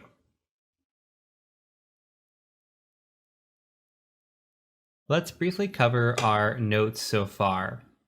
So we have covered a little bit of this, right? We covered the fact that we have our nmap in here and what we saw in port 22, port 80, etc. And we had a couple of findings from before. We had default web page on Apache, and we had this information disclosure as well. Now we've done some exploiting. So I've gone ahead and just put in here, I put the SMB exploit. So I put an example of what it looks like when we run it. And you could see that the who am I and the host name's in there. And then I've got the IP address. This is just for my notes. You can make this as detailed as you want, by the way. You could say, hey, I ran this at this specific time, and I ran it against this host, and here was the attack I ran, etc. And we'll get more into what your report should look like. But as long as you know, at least for me, as long as I know, or I have a screenshot of proof that I did it, and I have the IP address that I ran it against, that's pretty much enough. I can remember the rest and then type out the report. And same here with the mod SSL attack on port 80 and 443. And I don't have a copy of it right now, but the shadow file, we did uncover the shadow file as being a root user. So this is just notes for us. Perhaps we could use the shadow file information and crack the passwords, or we could go on and try to pass the password or pass the hash around, which we'll get to in later videos. And another thing that I added in here too was undetected malicious activity. So this is something that you're going to see on a report, and we talked about in the brute forcing video, where if we're doing any kind of brute forcing, we're doing it not only to see if we can get in with a bad password, but to see if the client catches us. So in this example, I'm just going to say, hey, they didn't catch us. Here's an example of what we did. Also scanning in there as well. If they're not seeing a scan, that's something that we're going to report back. So this would be typically a low finding. These would also be low findings. Anytime we get access to a machine, this is obviously a critical finding. So we just want to keep note of, what kind of things we're finding, take good pictures, etc. So I'm hoping that you are getting the gist now of what your notes should look like. Again, make these your own, however it feels good to you. This is just how I kind of do it. I don't have to put a ton of information in there for me to remember, as long as I have my screenshots, which are most important, because that's your proof that you were actually there and you did it. Otherwise, it's just he said, she said kind of thing. So that is it for this video. That is it for this section. Congratulations again for making it this far. Now we're going to move into some of the fun stuff where we get to look at a bunch of different attacks and gradually just get a little bit more complex and learn some new things along the way. So I will catch you over in the next section.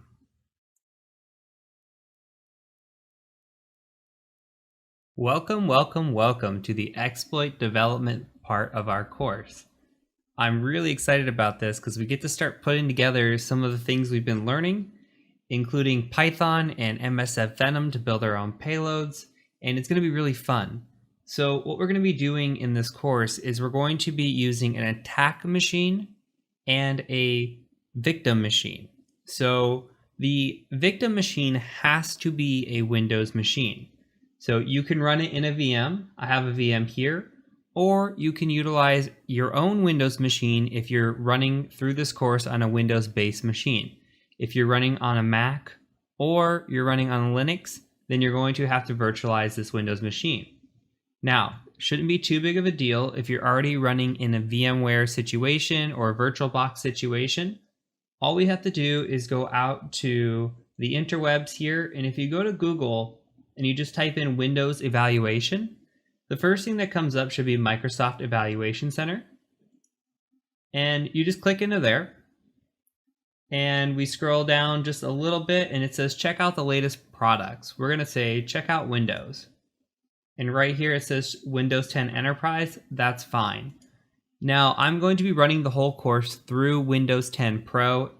It really doesn't matter as long as you're on Windows 7 or newer. So if you have Windows 7, 8, or 10, that's absolutely fine. And then you just click through here, say I want the ISO of Enterprise, and then just fill out all of your information, hit continue, get the ISO file and download it, and then load the ISO file into your VMware. That is the option if you are running it virtualized. If you're on a Windows machine, as I will be when I'm running through the course, you do not have to download this part. Now there are two items you will need to download. Both of these are going to be on your Windows machine. So on your victim machine, we're going to have something called Vuln Server. If you go to Google and say Vuln Server is the vulnerable server that we're going to be attacking. So this is a server that we're going to have running on this machine. It's going to allow us to write a custom exploit against this and get a reverse shell. It's going to be really fun. So we're going to actually use the gray corner right here from 2010. If you click on this and scroll down, there is a download button down here. It says vulnserver.zip.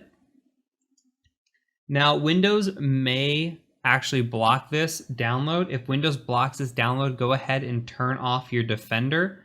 I'm going to actually have you turn it off once we start the spiking video, but you can go into Defender and just turn it off in here in Windows Defender settings if you need to. So you have virus and threat protection right here. You can see that I have it turned off. You can just have it turned off. So from here, we can just download our attachment, and I'm just going to hit open because it's a .zip. So again, you're going to need a .zip of some sort.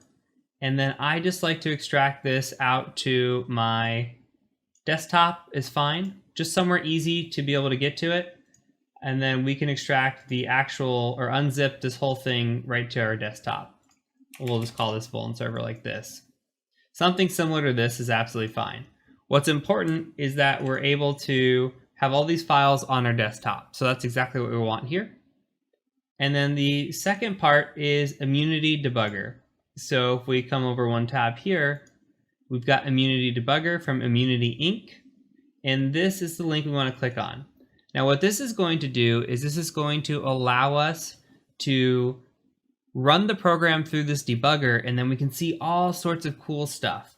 It's a program debugger. So when we are triggering different types of exploits, we can see how it's affecting the memory, the stack, how it's affecting the program, and it'll make a lot more sense once we're in there, but it's really, really nice. So if you scroll down just a little bit, you can see it says download, and it says download Immunity Debugger here. This is all we gotta do, and you can put a fake name in here. You can put Joe Schmo, and then however you'd spell that, and then put a 123 fake street, etc. fake at fake.com, and then fake here, and it should let you download it. You don't have to put in your real information, and see it just works right away. Hit save, And then once it's done downloading, we're going to go ahead and get this installed. So if it takes you some time for this to download, go ahead and just pause your video, and then we're going to go ahead and keep going. So I'm going to say run on this and say yes. And it's going to say that it needs to install Python 2.7. So we're just going to say yes and say I accept, next, and install. Close that. Now it's going to launch the Python installer. We're just going to do it for all users. If you have an issue with that, you can install it just for you as well. Next, next, next. Let this load, and it's all very, very point and click on this. So our goal here is to be able to write our own exploit code by the end of this, and it's going to actually be really fun. So let's go check and make sure that immunity ran. And this is what immunity looks like the first time you load it up. So from here, we've got everything installed. We're going to watch a short video on what a buffer overflow is and how we are going to leverage it. And then we're going to get right into the hands-on portion of attacking this victim machine here from our Kali machine and getting a reverse shell off of this victim machine. So I will catch you over in the next video when we start covering what a buffer overflow actually is.